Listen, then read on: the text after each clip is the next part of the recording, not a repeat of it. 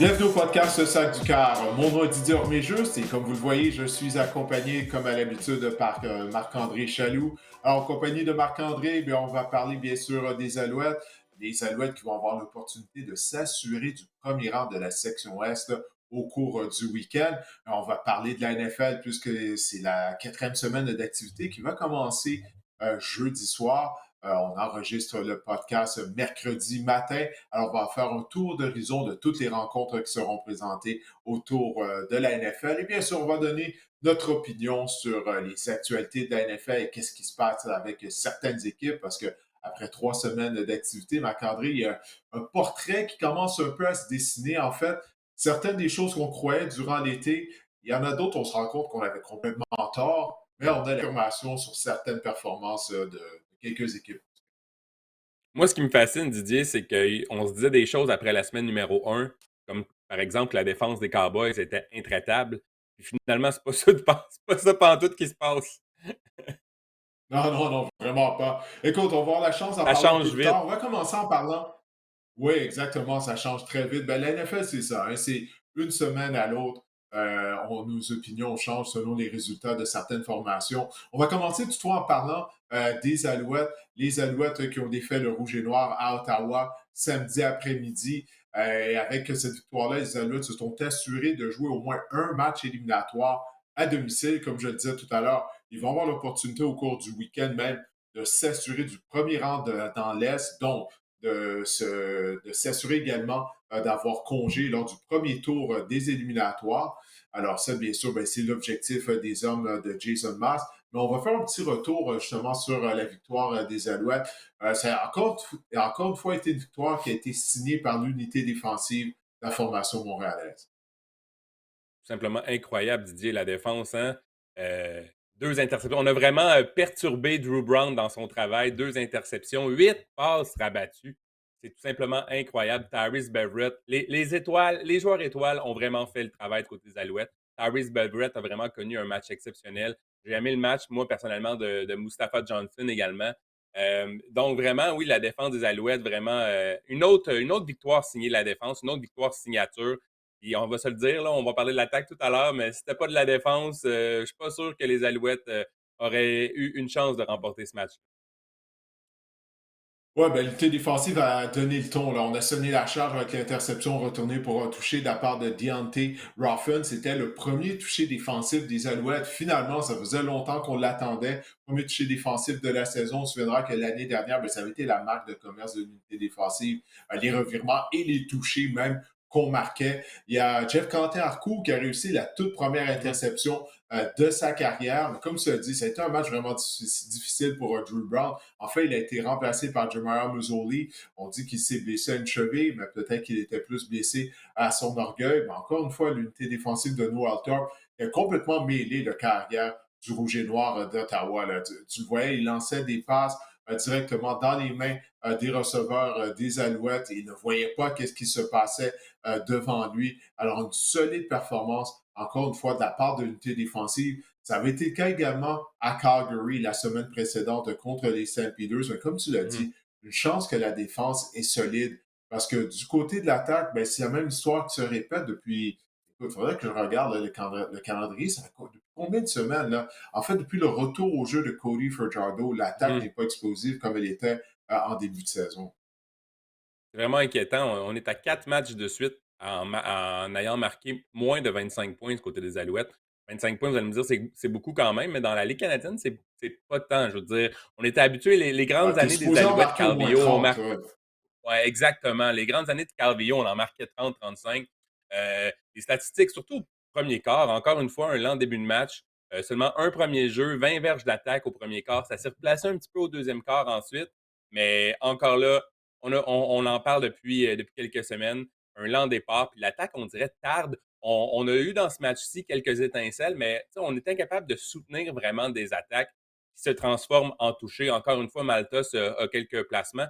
Mais encore le mauvais départ, il est difficile d'avoir des attaques soutenues, des séquences en attaque soutenues du côté des Alouettes. Ouais, il y a quelque chose que l'ancien DG des Alouettes nous répétait souvent, ou le répétait souvent aux journalistes bon, qui couvraient les activités quotidiennes des Alouettes à l'époque. comme il le disait, dans la Ligue canadienne, tu es supposé de marquer 30 points par rencontre. C'est un minimum de 30 points. Tous les règlements favorisent l'attaque. Là, il ne faut pas l'oublier, comme tu dis, on a marqué moins de 25 points. Mais là-dedans, on a 6 points qui ont été gracieusetés de la défense à la suite de l'interception Mhm, pour un toucher de Deontay Ruffin. Une chose qui commence à rattraper les Alouettes, c'est à quel point ils sont unidimensionnels en attaque. mhm, Écoute, l'attaque au sol est pratiquement inexistante. La ligne à l'attaque a des ennuis à créer des brèches, mais en même temps, on ne sélectionne pas beaucoup de jeux au sol. On en a parlé à Jason Mars à la suite du premier entraînement de la semaine, mardi. Et puis lui, il disait, bon oui, on est conscient que l'attaque ne clique pas présentement. Ça a été le même son cloche du côté de Cody Fajardo, mais là, ça fait quelques semaines qu'on nous répète ça. Et les ennuis, on les a principalement près de la zone début. Dans la zone critique, mhm. on n'est pas capable de terminer les séquences avec des touchés. Heureusement qu'Osé Matos connaît vraiment une excellente saison en remplacement de David Côté. Mais en éliminatoire, ça, c'est le genre de choses qui peut venir rattraper les Alouettes. Imagine-toi si on joue un match dans la neige ou par temps froid, où c'est plus difficile de Mhm. passer le ballon, puis on ne peut pas se rabattre sur l'attaque au sol. Et encore une fois, il faut faire payer la note aux équipes adverses. Surtout lorsque la défense crée des revirements, il faut les convertir en touchés. On ne l'a pas fait à Calgary il y a 2 semaines, on ne l'a pas fait contre Ottawa. Encore une fois, il faut maximiser les présences dans la zone critique. En début de saison, on disait que les Alouettes, c'est pas grave si le jeu au sol ne fonctionnait pas, puisqu'on faisait un peu du jeu au sol déguisé, dans le sens qu'on faisait des courtes passes à Walter Fletcher pour des courriers, mais là, puis ça fonctionnait. Mais maintenant, vu que ça fonctionne plus, on est en train de se poser la question. Il faut vraiment trouver une façon que le jeu au sol fonctionne. Je veux dire, on voulait entamer le match avec une course du côté des Alouettes. On voulait donner le ton au sol, puis on a une course je pense, de 1 ou 2 verges. Je veux dire, avec 1 ou 2 verges dans un football à Ouais. 3 essais, c'est difficile justement de soutenir, d'avoir des séquences soutenues en attaque. Puis bien, c'est sûr, Josimar se l'a dit, hein, l'attaque a vraiment juste pas été assez bonne dans ce match-là. Écoute, les stats parlent pour d'elles-mêmes. 285 verges d'attaque seulement contre 360 pour Ottawa. 15 premiers jeux pour les Alouettes contre 18 pour Ottawa. Vraiment, c'est encore un autre signe ou un autre signe que la défense vraiment a fait un travail vraiment colossal. Oui, et puis en début de saison, encore une fois, on complétait des longues passes. Hein? Les jeux explosifs, on en avait. Mhm. Donc ça, ben, ça donnait des opportunités à Walter Fletcher à ces courtes passes-là, et également, là, comme tu en parlais. Mais là, on est moins en mesure de compléter des longues passes. Alors tout ça, ça va ensemble. Mais moi, je crois vraiment les déboires qu'on a près de la zone des buts, ça s'explique également par le fait qu'on n'a pas une attaque au sol soutenue. Parce que lorsque tu es près de la zone des buts, tu es supposé être en mesure, du moins, si tu peux courir avec le ballon, ça va aider grandement. Alors, Cody Fajardo, bon, il a subi une blessure aux côtes durant la rencontre. Il était à l'entraînement de mardi. Je lui ai demandé à quel point cette blessure l'ennuyait toujours. Il a dit non, non, écoute, ça va bien pour le moment, parce qu'on le voyait en deuxième demi, il tenait constamment son côté droit, si je me souviens bien, mais il est en mesure de terminer la rencontre. Il était à l'entraînement, alors il semble qu'il sera bel et bien en mesure d'affronter les Argonauts à Toronto samedi. Puis les Argonauts ont besoin de cette victoire-là. Là. Ouais. Toronto connaît une saison décevante malgré le retour au jeu de Chad Kelly depuis quelques semaines. Là, les Alouettes vont s'amener à Toronto. Montréal avait gagné plus tôt cette saison au BMO Field. Alors, pour les Alouettes, ben là, c'est ça. Ça va être un match difficile. Rivaux de section, la défense des Argos connaît bien l'attaque montréalaise, cette attaque-là qui se cherche. Alors, pour les Alouettes, ils sont chanceux parce qu'ils pourraient déjà être assurés du premier rang de la section Ouest avant même de fouler le terrain du BMO Field, puisque le Rouge et Noir sera en action en après-midi. Le match à Toronto va avoir lieu en soirée. Alors, ça, c'est une bonne nouvelle pour les Alouettes, mais Jason Mars nous a dit, Marc-André, que lui, il a dit à ses joueurs de ne pas tenir compte de ce qui va se passer lors du match d'Ottawa. Peu importe le résultat, il dit on doit se concentrer sur les Argonauts de Toronto, gagner la rencontre et surtout replacer l'attaque, parce qu'il reste juste 4 matchs. Là. OK, on entame le dernier droit de la saison régulière. Il faut que l'attaque soit en mesure de se replacer. Mais je ne suis même pas certain si elle sera capable de le faire. Les Argos en ont échappé une contre les Tiger Cats là, en fin de semaine dernière. Donc, écoute, pour eux autres, là, le Mhm. sentiment d'urgence, il est là à domicile. Les Alouettes, oui. une séquence de 10 matchs sans défaite sur la route, mais les Argos vont être fin Oui. prêts pour ce match-là. Je regardais vraiment les prédictions sur le site de la Ligue canadienne. Là. Les gens prennent les Argonauts contre les Alouettes en fait, justement parce que, écoute, il faut que ce soit leur meilleur match, les Argonauts, de leur saison. S'ils veulent sauver, s'ils veulent participer aux éliminatoires, en fait. Et parce que, oui, c'est ça. Chad Kelly a vraiment des performances en coup-ci, coup-ça depuis son retour au jeu. Mais je pense que ça va être un match très, très, très, très intéressant entre les deux équipes, entre les deux rivaux de l'Est. J'ai bien hâte de voir comment les Alouettes vraiment vont sortir de ce match-là. Encore là, connaître un bon début de match, ça aiderait certainement la troupe de Jason Moss.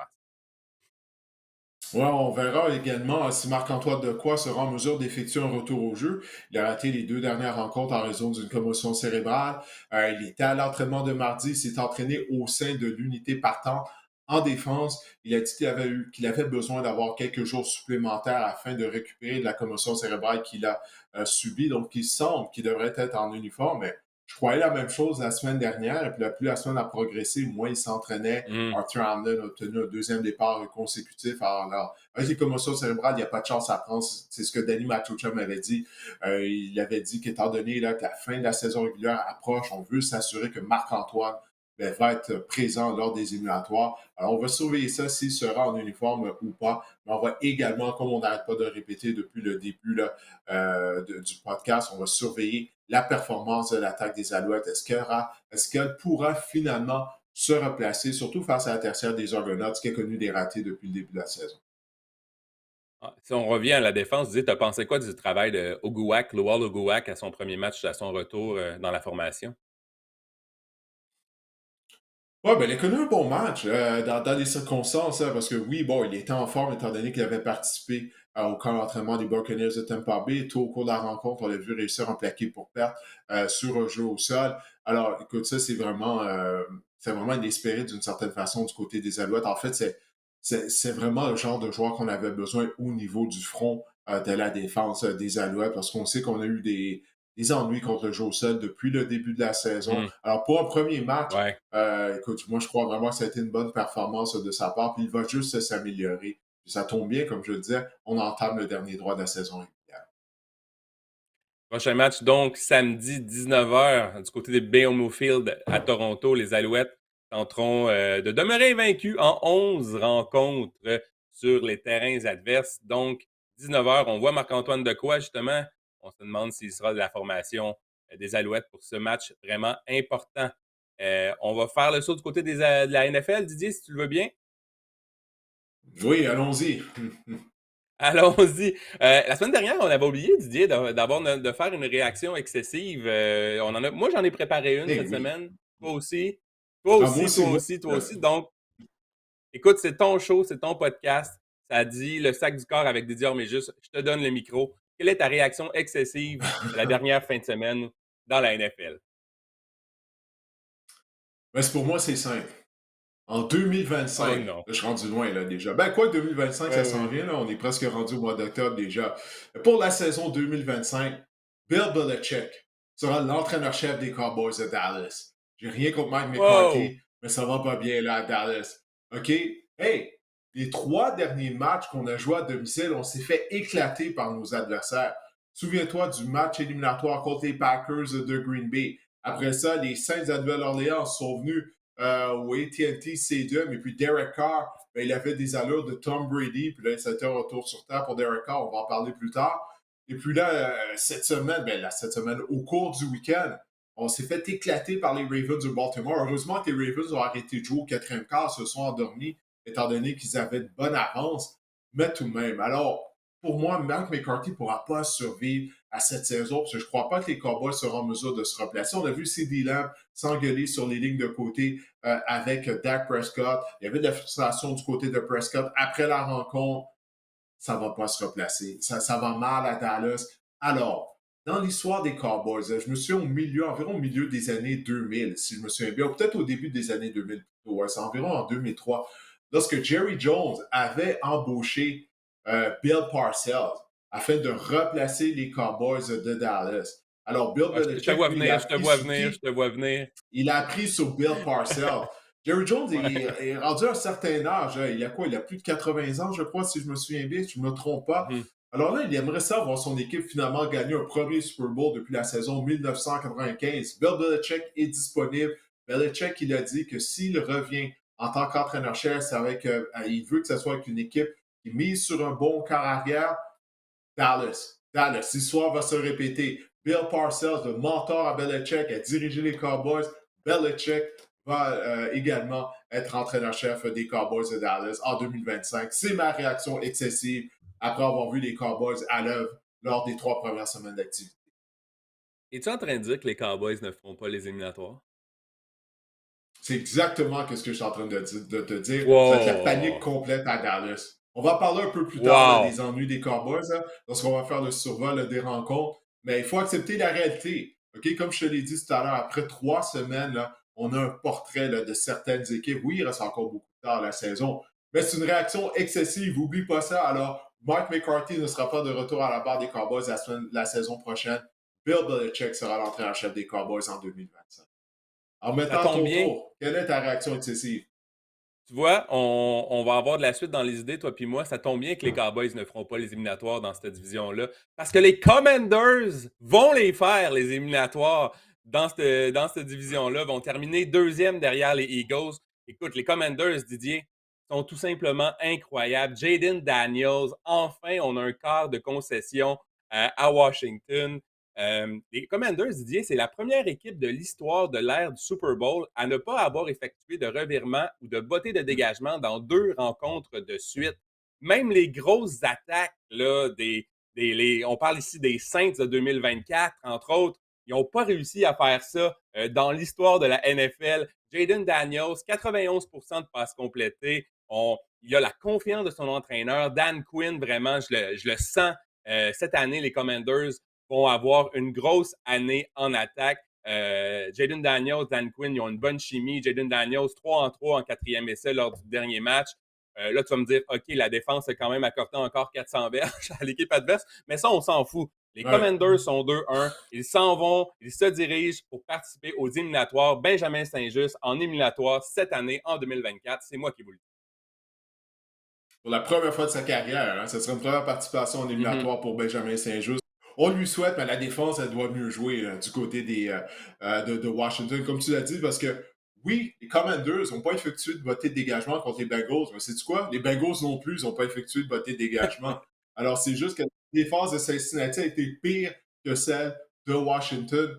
Mais pour l'instant, regarde, ça augure bien pour les Commanders. Mais la saison est jeune, mais on va avoir le temps de parler plus en détail à des Commanders un peu plus tard et bien sûr de Jaden Daniels qui a été tout à fait sensationnel lundi soir contre les Bengals de Cincinnati. Bon, ben, semaine numéro 4, Didier, on commence. Écoute, c'est le temps de. On continue à fesser sur le clou, comme on dit, des Cowboys de Dallas, alors qu'ils vont se rendre au New Jersey pour y affronter les Giants de New York. C'est le match du jeudi soir. Oui, alors, on vient d'en parler des Cowboys, on va en parler encore une fois un peu plus parce que la performance, la défense des Cowboys, écoute, ça a été tout à fait Ah ouais. inacceptable.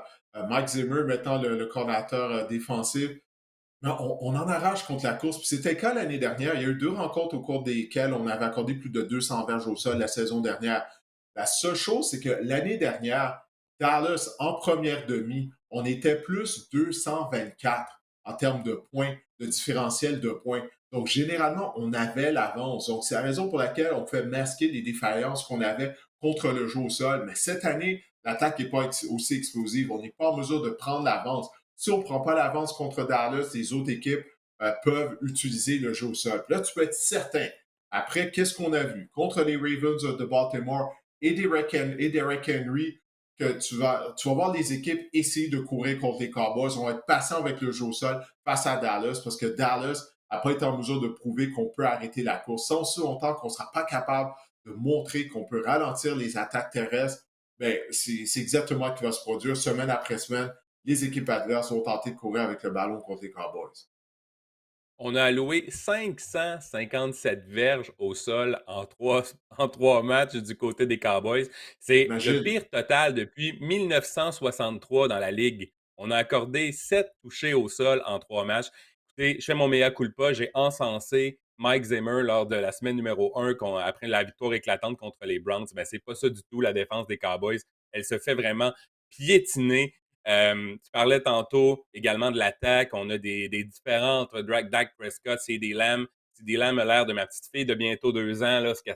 Lorsqu'on lui dit non, elle se met, elle se met à crier par terre et tout. Non, non. Mais écoute, les Cowboys, vraiment, c'est inquiétant du côté des. C'est vraiment inquiétant, les Cowboys.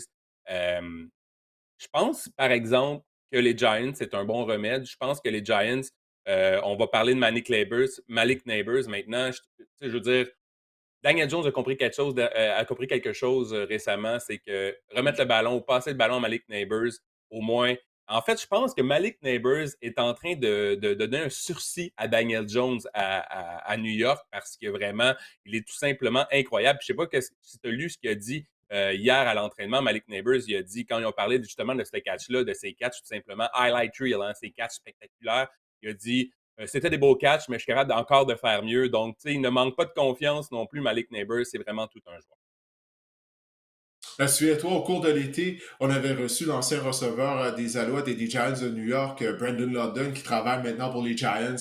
Et lui, il nous avait parlé de Malik Neighbors. C'était même avant le début du camp d'entraînement. Il disait qu'il s'attendait à ce qu'il gagne au moins 1000 verges. Et qu'est-ce qu'il avait dit de Malik Neighbors, Brandon? Il avait dit que selon lui, c'est le genre de receveur qui, peu importe qui est le cas arrière avec qui il va jouer, ben, il va bien faire paraître le cas arrière. Alors, c'est exactement ce que tu dis. Il est en train de sauver la carrière de Daniel Jones. Et finalement, le 40 millions qu'on donne annuellement à Daniel Mhm. Jones, c'est pas si pire que ça maintenant qu'on mise sur Malik Neighbors. Mais il est vraiment sensationnel, Malik Neighbors. Écoute, à quel point il est explosif, rapide, mais le contrôle de son corps, on le voit, là, il est en mesure de se contorsionner dans les airs pour réussir à des réceptions tout à fait spectaculaires. Écoute, on a touché le gros lot au repêchage en sélectionnant Malik Neighbors. Mais là, toutefois, après 3 semaines, là, il y a quelque chose qu'on va devoir surveiller. À partir de cette semaine, si Mike Zimmer a le moins un peu de bon sens le jeudi soir, on va doubler Malik Neighbors. Il faut commencer à le Mhm. doubler là, du côté des défenses adverses. Si c'est le cas, ça pourrait donner des opportunités aux autres receveurs des Giants de New York, notamment Jalen Hyatt. Un produit de l'Université du Tennessee, il en est à sa 2e année. Il est très explosif à Hyatt, OK? Il est très rapide. La seule chose, c'est que, bon, la ligne attaque des Giants, elle en arrache. Donc, Daniel Jones n'a pas beaucoup de temps. Mais si on se met à doubler Neighbors, ben, ça veut dire qu'Hyatt va être laissé à 1 contre 1, en couverture, homme à homme. Et puis, lui, il devrait être en mesure, justement, de battre son couvreur dans les zones profondes. Alors, ça, c'est quelque chose que je vais surveiller lors du match du jeudi soir. Les ajustements en défense que les Cowboys devraient faire en théorie, mais de la façon dont la Mhm. défense des Cowboys joue, Dieu seul sait là, si on va s'ajuster. Mais Hyatt pourrait obtenir des opportunités. Mais Malik Neighbors, vraiment, quel joueur, quel début de carrière. 23 catchs en ce moment après 3 matchs. C'est le deuxième plus haut total après 3 matchs pour une recrue dans l'histoire de la NFL. Ça dit vraiment tout pour Malik Neighbors. Wow. Je vais peut-être Qui tu t'entendre choisis parler un pour peu de la défense. l'emporter? Moi, honnêtement, je vais prendre les Cowboys. J'y crois pas aux Giants, mais je voulais juste donner peut-être parler de la défense aussi des Giants, qui est pas mauvaise non Oui, plus. vas-y. On a doublé le nombre de blitz du côté de la défense des Giants lors de la semaine numéro 3. On est passé de 25 à 57. Ça a vraiment rapporté du côté de la défense. On a 27 blitz lors du dernier match. Ça s'est traduit par 7 sacs aux dépens de Sean Watson. Là, vous allez me dire, oui, c'est de Sean Watson, c'est la ligne à l'attaque des Browns, mais quand même. Moi, je prends les Cowboys dans Ouais, ce match-là. c'est Je pas pense même 8 que sacs? bon, mes notes disaient 7, mais peut-être c'est 8. Écoute, Ouais, c'est pas même 8. c'est beaucoup de sacs. Ça, Moi, une j'ai chose, ça, l'impression c'est qu'il beaucoup y en trop de avait eu sacs. une vingtaine lors du match, mais ouais. Ouais. Chose certaine, c'est beaucoup trop de sacs. Mais oui, je prends les Cowboys. Je pense qu'on va redresser la barque jeudi soir contre les Giants. Moi, je vais prendre les Giants de New York.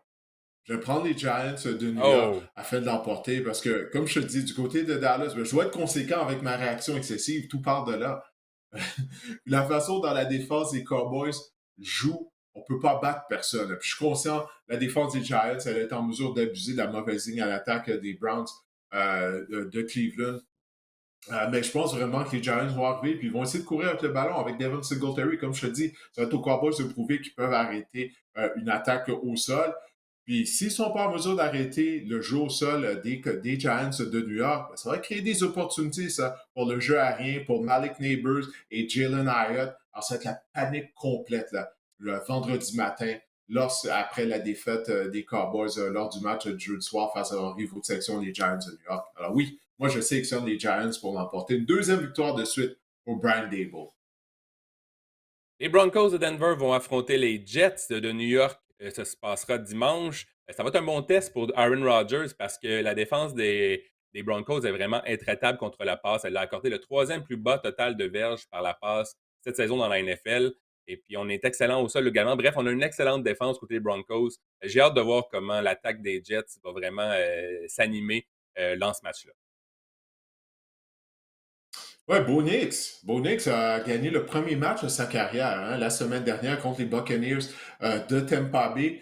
Mais une chose, je ne veux rien enlever à la performance de Bo Nix. Hein. Il a démontré une amélioration comparativement lors des deux premiers matchs. Puis surtout qu'il ne l'a pas eu facile. Hein. Premier départ en carrière à Seattle avec une des foules les plus brillantes de la NFL. Après ça, la semaine suivante, il affronte les Steelers de Pittsburgh qui ont possiblement une des trois meilleures unités défensives de toute la ligue. Alors, c'était très difficile pour lui, mais là, on a vu qu'il a mieux joué. Mais là, j'ai bien hâte de voir ça contre la défense des Jets, qui pour moi est surévaluée. J'ai hâte de voir si on va Mhm. continuer d'assister à une progression de la part de Bo Nix.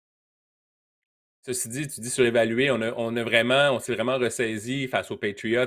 On a vraiment limité C'est Ramondre. contre C'était les tout spécialement Patriots. au Les sol. Patriots n'ont pas de carrière, ils n'ont pas de ligne à l'attaque. Come on! Mais oui, mais ça Ça pour va me dire prendre plus qu'on que je ça veux là, pas. pour. Bon, bon, bon, bon, bon. Je voulais parler de Brees Hall également et surtout de Braylon Allen, la recrue qui continue vraiment d'être tout simplement exceptionnel. J'aime ce qu'on fait du côté des Jets cette saison. On est en train un peu de voir un changement de philosophie. On utilise les deux portables. Mais on s'est rendu compte, premièrement, que Braylon Allen il est excellent. Fait qu'on commence à lui donner de plus en plus d'opportunités de se faire valoir dans le champ arrière. Ça permet à Brees Hall de souffler un peu, de respirer un peu, d'être plus frais et dispo en fin de match. Je trouve ça excellent. Et je pense que j'aime un peu la philosophie qu'on est en train de. En fait, on a une attaque équilibrée, mais je ne serais pas surpris de voir les Jets, moi, changer un peu puis s'en aller plus vers une attaque axée sur le jeu au sol parce qu'on connaît vraiment du succès avec ces deux porteurs de ballon-là explosifs depuis le début de la saison. C'est ce que je disais la semaine dernière. Souviens-toi, après la performance de Braylon du demi à l'attaque du demi à l'attaque recrue, oui, des Jets de New York la semaine précédente, c'est ce que je te disais là. On a un monstre à deux têtes dans le champ arrière des Jets. Alors ça, c'est dommage pour les propriétaires de Brees Hall parce qu'au début de la saison, on pensait qu'il était tout seul dans le champ arrière. Mais avec Braylon Allen, là, on a deux options. Et afin de masquer cette ligne à l'attaque là, des Jets qui est moyenne on se doit de miser sur eux. Puis, regarde, ça va juste donner un coup de main à l'attaque aérienne et à Aaron Rodgers. Puis, en plus de ça, la semaine dernière, la bonne nouvelle, c'est qu'il y a eu d'autres receveurs, mis à part Garrett Wilson, qui ont fait des jeux contre les Patriots de la Nouvelle-Angleterre. Alan Lazard a connu un bon match. Même Mike Williams a donné un signe de vie. Alors ça c'est une bonne chose du côté des Jets de New York. En passant du côté de l'unité défensive de New York, je vais juste mentionner ça, il y a Will McDonald, ailier défensif de deuxième Mhm. année qui a déjà 5 sacs du quart depuis le début de la saison pour McDonald. Qui tu prends dans cet affrontement-là, Didier? Je vais aller avec les Jets. Avec les Jets de New York, j'ai besoin d'avoir plus de la part de Bo Nix pour y croire. Les Jets vont jouer à domicile et puis ce monstre à deux têtes-là dans le champ arrière de Brees Hall et Braylon Allen. Je crois vraiment que c'est exactement ce que les Jets avaient besoin afin de dominer au niveau du temps de possession et également de donner un répit à leur unité défensive. La seule chose, j'espère que Nathaniel Hackett, le coordinateur à l'attaque, voit ça du même œil que moi parce que j'ai aucune confiance en Nathaniel Hackett. Toi, qui tu choisis pour ce match-up? Moi, je vais prendre les Jets aussi. Je trouve qu'Aaron Rodgers prend son rythme tranquillement, pas vite. Il s'améliore de match en match. Je pense que ça va être un bon match. Je pense que les Jets vont l'emporter. Les Vikings. Ah, ça va être intéressant. Les Vikings du Minnesota qui se rendront au Oui. Lambeau Field pour affronter les Packers de Green Bay. Et Kevin O'Connell, sa magie opère à nouveau après avoir fait de Nick Mullins un corps compétent, après avoir fait de Kirk Cousins un corps élite. C'est maintenant rendu Sam Darnold, candidat au titre de joueur par excellence après 3 matchs, ça c'est sûr. Dans la NFL, c'est vraiment incroyable le début de saison des Vikings. Personne n'avait vu venir ça, Didier. Il y a une chose qu'il faut se rappeler de Sam Darnold, ben, puis se rappeler, ou peut-être que des gens ne le savent pas, il est plus jeune que Joe Burrow. Tu sais, Darnold, lorsqu'il est arrivé dans la NFL, il avait 20 ans, je crois. Alors, il était très jeune. Alors, peut-être qu'on a lancé la serviette trop rapidement dans son cas. Comme je le disais la semaine dernière, Kevin O'Connell, c'est un des rares entraîneurs qui sait comment coacher la position de carrière, étant lui-même un ancien carrière. On le voit l'année dernière, il a fait des miracles malgré le jeu de la chaise musicale à la position de carrière dans les circonstances du côté des Vikings une fois que Kirk Cousins est tombé au combat. Mais moi, je veux parler de l'unité défensive des Vikings du Minnesota. Elle est sensationnelle. Pour moi, c'est la défense des Vikings avec celle des Steelers, jusqu'à présent, ce sont les deux meilleures défenses de la Ligue, selon moi. Brian Flores fait un travail incroyable. La semaine dernière, CJ Stroud avait l'air complètement mêlé. La façon dont on déguise nos couvertures du côté de l'unité défensive des Vikings du Minnesota. Écoute, on a réussi 6 sacs. On a provoqué 2 revirements la semaine précédente contre les 49ers de San Francisco. Contre les Texans de Houston, ça a été 4 sacs et 2 interceptions. On a accordé seulement Mhm. 38 verges au sol aux Texans. Écoute ça, en 3 rencontres depuis le début de la saison, les adversaires des Vikings du Minnesota en situation de troisième essai sont 9 en 34. 9 en 34, Marc-André. Jonathan Greenard a connu tout un match. La même chose avec Van Ginkel. Cette défense-là, en raison de cette unité défensive-là, puis bien sûr, bon, le brio de Sam Darnold, moi, je crois vraiment que les Vikings du Minnesota vont participer aux éliminatoires.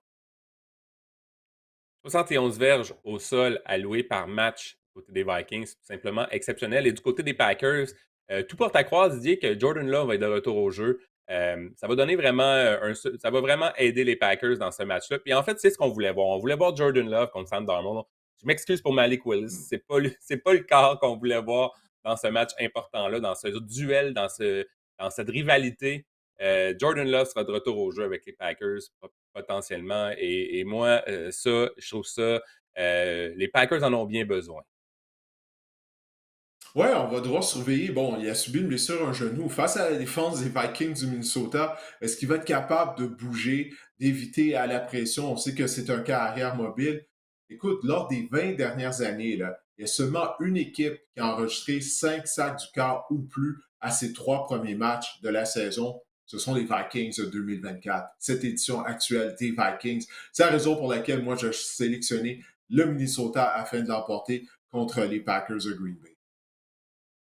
Moi aussi, je vais prendre les Vikings. C'est également le retour de Aaron Jones qui a promis d'avoir un fort match à Green Bay contre son ancienne équipe. Je vais prendre les Oui, c'est Vikings, vrai. même si la fiche de Matt Lafleur face à la section nord de la nationale est de 22-8 dans sa carrière. Mais je pense que les Vikings, Jordan Love, il va prendre, il sera peut-être pas au sommet de son art, lors de la rencontre. Fait que moi, je pense que les Vikings vont flairer l'opportunité de se sauver avec la victoire. Les Eagles de Philadelphie vont affronter les Buccaneers à Tampa Bay. Et bon, pour les Eagles, on se demande qui sera au poste de receveur pour la formation de Nick Sirianni. Ben, c'est ton équipe, c'est ton club, les Eagles de Philadelphie. Ah, Ils sont déjà privés des services de A.J. Brown, de Vante Smith. Il a subi une commotion cérébrale, c'est bien ça, lors de la ouais. rencontre à la Nouvelle-Orléans. Écoute, il s'est fait cogner. Ouf, ça a même fait peur, là, l'impact. Là, parce que il a attrapé une passe, puis il y avait un plaqueur qui était en poursuite des Saints. Donc, on parle d'un joueur de plus de 300 livres. Devante Smith, il pèse quoi? À peine 170 livres. Je ne suis même pas certain s'il pèse 170 livres. Imagine-toi un joueur de 300 livres qui arrive à pleine vitesse pour les gens qui ne l'ont pas vu. Ça a donné le résultat que vous pouvez vous imaginer. Alors, Devante Smith qui est dans le protocole des commotions cérébrales. Mais étant donné que les Eagles, c'est ton équipe, j'aime ça te laisser y aller en premier pour nous parler des Eagles. Qu'est-ce que tu as pensé de leur performance face aux Saints de la Nouvelle-Orléans? Parce que essentiellement, là, on a gagné ce match-là à cause de 2 jeux. La course de 65 verges pour en toucher de Saquon. Et ensuite de ça, la réception pour, je crois, c'est également pour plus de 60 verges de Dallas Goedert lorsque 3 joueurs des Saints sont entrés en collision, puis ça lui a ouvert le chemin. Ces 2 jeux-là ont mené aux 15 points qu'on a inscrits du côté de Philadelphie. sais-tu quoi, Didier? Ça sera le même plan de match lors du face aux Buccaneers. Ce sera une bonne Ah, dose on de va miser Saquon sur deux Barkley. jeux seulement, deux jeux explosifs pour Oui. gagner, c'est ça? Non, non, non, mais sur 2 joueurs, ça sera une bonne dose de Saquon Barkley. Je serais OK. pas surpris de le voir, vraiment, courir, écoute, on va courir avec Jalen Hurts, avec Saquon Barkley, on va se servir de Kenneth Gainwell. Puis écoute, Dallas Goedert est probablement le meilleur receveur et le seul receveur en santé côté des Eagles. Pour les autres, Jahan Dotson, sérieusement, hein, quelle carrière, quelle déchéance. On le voit pas. Il y avait une opportunité de se faire valoir lors du dernier match, puis mon Dieu, on le voit Ouais, tout j'ai oublié qu'il simplement était là. pas. Exactement, on avait transigé avant le début de la saison pour accueillir Ouais. pour acquérir pardon Dodson. Une chose certaine pour du côté des Eagles, il va falloir éviter les revirements. Jalen Hurts depuis le début de la saison en a commis 6, c'est impardonnable. Je trouve pas qu'il c'est un peu inquiétant Jalen Hurts. J'ai-tu dit Jordan Love? Écoute, oui j'ai dit, mais Ouais, ouais mais ouais tu t'es c'est repris, Jalen c'est correct, Hurts. là. Ouais, ouais, ouais. Jalen Hurts, c'est vraiment inquiétant, c'est ce revirement. Il n'a pas connu un format. Écoute, il a été mieux dans ce match-là. Je veux dire, il n'a pas lancé de passe de toucher. Il a lancé une interception, mais il a quand même couru un petit peu, puis il a récolté 311 verges par la passe. Mais écoute, on dirait que les Eagles, c'est une attaque. C'est pas un produit fini encore. C'est un produit en progression. C'est un produit qu'on continue de bâtir tranquillement, pas vite. Puis je pense sincèrement qu'ils ne feront pas le poids contre les Buccaneers à Tampa. Pardon, tu crois que les Eagles ne feront pas le poids contre les Buccaneers? Ton équipe, Non, les Eagles? oui. C'est bien ça que tu as Je dit? suis un Malgré, journaliste. parce Je que suis un, jo- tu es un journaliste je suis un objectif, c'est ça journaliste que tu allais dire? sérieux et objectif. L'objectivité, sérieusement, avec les blessés, je crois pas que les Eagles vont remporter ce match-là à l'étranger. Ben, la chose que j'ai aimée de la part de Philadelphie, c'était la performance de la défense. Parce que là, depuis le début de la saison, on se disait, waouh, malgré le fait qu'on a fait des acquisitions, qu'on a utilisé des ressources au niveau du repêchage pour améliorer notre unité défensive, elle semblait vraiment pas améliorée. Mais là, on a complètement stoppé l'attaque des Saints, qui, elle, était très explosive depuis le début de la saison. Et ce que j'ai aimé, Marc-André, ça a été la performance de la ligne défensive des Eagles. On en parlait la Ouais, semaine dernière que cette unité-là devait sonner la charge. Ben, ça a été le cas en particulier Jalen Carter. Écoute, du côté de la Nouvelle-Orléans, on n'avait aucun remède face à Carter. On n'était pas capable de ralentir. Il était constamment dans le champ arrière dès le début de la rencontre. Alors pour moi, si la ligne défensive peut jouer de cette façon-là, malgré le fait qu'il nous manque des ressources à la position de receveur, comme tu l'as dit, hey, bonne défense avec une bonne attaque au sol. On mise sur Saquon Barkley, qui est un des meilleurs demi à l'attaque de la NFL. Je crois que ça peut être suffisant afin de défaire les Buccaneers de Tampa Bay, parce que les Buccaneers, là, bon, ils avaient été chanceux lorsqu'ils ont vaincu les Lions de Détroit il y a 2 semaines. Les Lions avaient gagné plus de 200 verges contre eux. Détroit, bon, n'avait pas suffisamment couru avec le ballon. Là, on vient de perdre. Non, je ne crois pas que les Buccaneers vont être en mesure de vaincre les Eagles. Moi, je choisis ton équipe. Je ne veux pas croire que tu sélectionnes contre ta formation. Moi, je sélectionne les Eagles de Philadelphie afin de l'emporter. Todd Bowles a le numéro des Eagles, l'entraîneur-chef des Buccaneers, a le numéro des Eagles. 2 victoires, dont les 2 derniers en éliminatoire 2021-2023. Je pense que ça va se poursuivre pour Todd Mais Bowles. c'était pas avec Les Tom Brady au poste. Rams. Ah non, non, c'est vrai. Non, ce que j'allais dire, c'est avec Tom Brady au poste de quart. C'est pas vrai. 2023, c'est l'année dernière. C'est avec Baker Mayfield. Mais 2021, Ah, c'était Tom peut-être que tu as Brady. Mais raison. 2020, Ouais. 2023, c'était Baker Mayfield. Les Rams de Los Angeles vont se rendre au Soldier Field de Chicago pour y affronter les Bears. Euh, les Bears, Didier, hein? C'est tellement décevant comme début de saison. On s'attendait tellement à mieux. Moi, je m'attendais pas à mieux.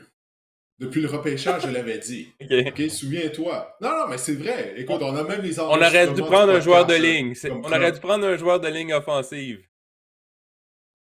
Oui, exactement. En fait, même on aurait dû en repêcher deux. Oui, ça a été la bonne décision de repêcher Caleb Williams. Mais sérieusement, la façon dont les Bears sont construits, alors, ils ont construit comme ça, on essaie là, de gagner soit une équipe de fantasy football, une ligue de fantasy football, on essaie de gagner à Madden avec les receveurs de passe qu'on a chercher. Keenan Allen, il est où? Il est encore blessé. C'était le cas lors des dernières années avec les Chargers. Mais cette ligne à l'attaque-là, je ne veux pas dire à quel point elle est mauvaise. OK? Elle est vraiment mauvaise.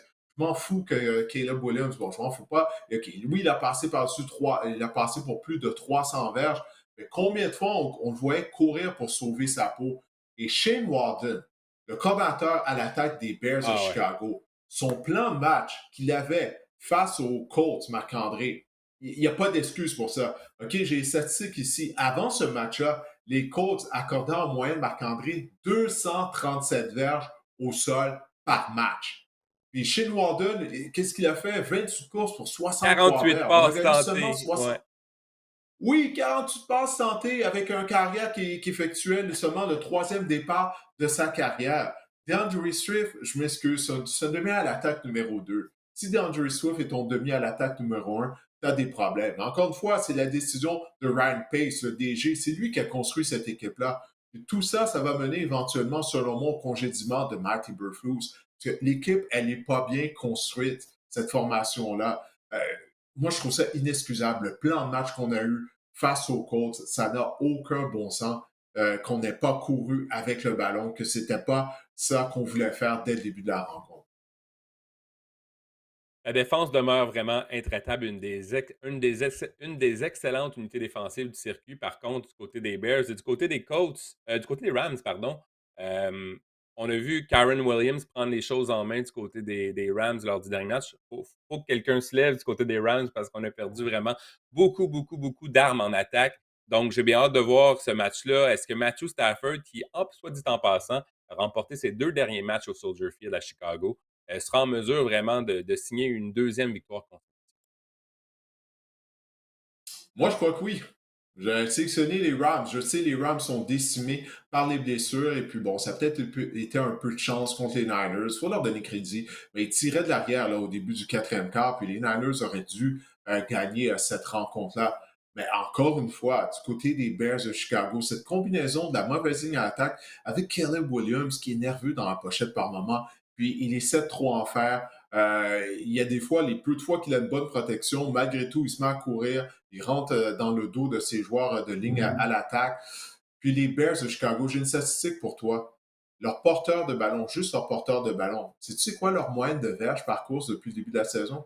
Oh, 2,3 inférieur verges. à 3. Ouais, c'est ça. 2,3. Ah ouais, c'est Mhm. vraiment pitoyable. Alors, moi, je vais sélectionner les Bears. Je ne veux pas endosser qu'est-ce qu'on est en train de faire du côté de Chicago. Là. Je ne veux pas dire qu'on commence à ruiner Caleb Williams là, après 3 matchs seulement, mais j'ai pas l'impression qu'on sait qu'est-ce qu'on fait là en termes de développement d'un jeune carrière. Alors, je choisis les Rams pour l'emporter. Si, un petit point positif pour les Bears, c'est que le front défensif des Rams a seulement 4 sacs en 3 matchs. Donc, c'est un peu Club Med contre les Rams. Sauf que Caleb Williams, je ne sais pas si la ligne à l'attaque des Bears va pouvoir quand même tenir le coup. Je vais choisir les Bears Ça va parce être que le je pense que remède. les Là. Rams vraiment. Ouais, ouais. Je vais choisir quand même les Bears en domicile parce que je pense que les Rams ont vraiment sorti tout un tour de force en battant les Niners la semaine dernière. Mais je pense que un match, c'est bien, mais pour le faire de façon continue, je pense que les Bears vont connaître un bon match à domicile. Ça aussi, ça va être bon. Les Bills de Buffalo vont affronter les Ravens à Baltimore. Oui. Euh, y a-t-il une meilleure équipe en ce moment que les Bears dans la NFL, que les Bills dans la NFL, Didier? Ben, s'il y a une meilleure équipe dans la NFL, ouais, je pense qu'il y en a des meilleures. Parce que moi, j'ai encore des points d'interrogation concernant la défense des Bills de Buffalo. On a affronté les Dolphins de Miami, les Dolphins qui sont complètement désorganisés. Je sais que la semaine dernière, c'était sans Tua. Mais Tua avait joué la majorité de la rencontre contre les Bills de Buffalo. Donc, j'ai encore des questions face à la défense des Bills. Ça m'amène à parler de Derrick Henry. Parce que Derrick Henry a été sensationnel contre les Cowboys de Dallas. Todd Monken, que j'avais critiqué la semaine dernière à cause de Ouais. son manque d'utilisation à domicile contre les Raiders au quatrième quart, on avait l'avance. Là, soudainement, on ne remettait plus le ballon à Derrick Henry. 45 courses pour 274 verges. Oui, ça a aidé, bien sûr, qu'on affrontait la pitoyable défense des Cowboys, mais quand même, Todd Monken, il a compris mon message. OK? Il a utilisé Derrick Henry de la bonne façon. 151 verges au sol. Il a inscrit 2 touchés.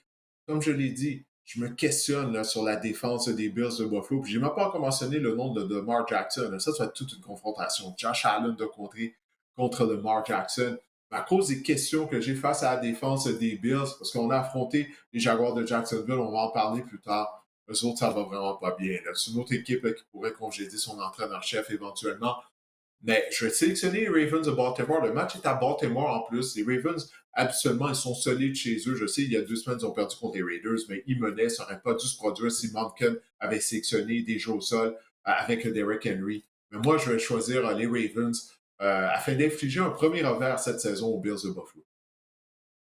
Une chose qu'il faudra améliorer du côté des Ravens, c'est notre prestation au quatrième quart. On a été dominé 39-17 depuis le début de la saison au chapitre des points au quatrième quart. Et on est également l'équipe la plus punie dans la NFL avec 31 pénalités depuis le début de la saison. Ça aussi, c'est un facteur intéressant. Il va falloir vraiment Il limiter faut améliorer les ça, ouais. punitions, les pénalités contre une excellente attaque que celle des Bills. Une excellente. Et en passant, Josh Allen n'a pas lancé d'interception encore cette saison. C'est une première pour lui. 3 matchs de suite sans interception dans sa carrière. Il a lancé Ah, il 4 était passes de toucher, puis incroyable. on avait l'impression qu'il aurait pu en lancer 12 contre les Jaguars s'il avait voulu. Mais moi, je vais choisir les Ravens. Je pense que justement, à domicile, ça va être un match en deux formations vraiment qui aspirent aux éliminatoires, qui aspirent même aux grands honneurs, je dirais. Je pense que les Ravens vont sortir gagnants de ce match-là.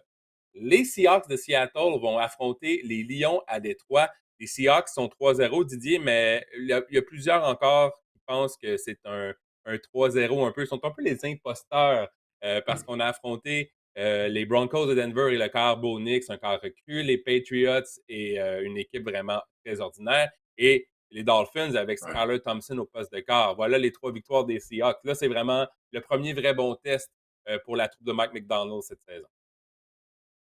Ah, tu vois, j'avais ça également dans mes notes, là, cette brochette de carrière qu'on a affrontée lors des 3 premières semaines en Bo Nix, Jacoby Brissett et Skyler Thompson. Cette semaine, on affronte l'attaque des Lions de Détroit. Le match va avoir lieu à Détroit. Maintenant, à chaque fois qu'il y a un match au Ford Field, c'est comme un party. On a l'impression que toute la ville de Détroit est présente afin d'encourager les Lions. Alors, les Seahawks, moi, je les ai choisis afin de participer aux éliminatoires en début de saison. Je crois à ce que Mike McDonald, leur nouvel entraîneur-chef, est en train de bâtir à Seattle. Mais je pense que là, l'attaque des Lions, là, ça a une coche au-dessus. Je vais choisir les Lions afin de l'emporter. Puis encore une fois, Ben Johnson, le coordinateur à l'attaque des Lions, comme Todd Monken, la semaine dernière, j'étais en Il t'a furie contre écouté. Il lui t'a parce qu'on écouté. n'a pas suffisamment couru. Ben oui, lui aussi, il m'a écouté. Tu vois, le podcast est écouté, même aux États-Unis. Même si on enregistre, on parle en français, c'est pas grave, il nous écoute. Ben là, il s'est ajusté. 43 courses, soit comme Todd Monken, on a couru plus de 40 fois. On a gagné 187 verges au sol contre les Cardinals de l'Arizona. C'est la recette qu'on doit avoir à toutes les semaines du côté des Lions. Je ne dis pas de courir 43 fois avec le ballon, mais on ne peut pas délaisser le jeu au sol, pas avec la meilleure ligne à l'attaque de la NFL et surtout pas avec l'excellent duo de porteurs de ballon de David Montgomery et de Jameer Gibbs. Si on court avec le ballon, ça fait juste ouvrir le cage après ça pour notre attaque aérienne, pour nos receveurs de passe et Jared Goff. Mais en tant que propriétaire fantasy de Jameson Williams, j'aurais aimé quelques ballons de plus en sa direction lors du prochain match, lors du dernier Ah, match, on mais n'a c'est pas vu correct. Je veux beaucoup hein, dire, contre les Cards. Ouais. je comprends ton point de vue. Les Seahawks de Seattle ont remporté 3 victoires de suite, ont remporté les 3 derniers matchs entre les deux équipes. Donc ça, c'est intéressant. Et je me questionne sur est-ce que Ken Walker sera de retour dans le champ arrière, quoique Jacques Charbonnet fait vraiment de l'excellent travail en son absence dans le champ arrière des Seahawks. Moi, je choisis les Lions pour l'emporter à domicile parce que je pense que justement, les Lions sont une bonne formation. Les Seahawks, oui, ça va leur prendre une victoire signature, mais ce ne sera pas cette semaine contre les Lions.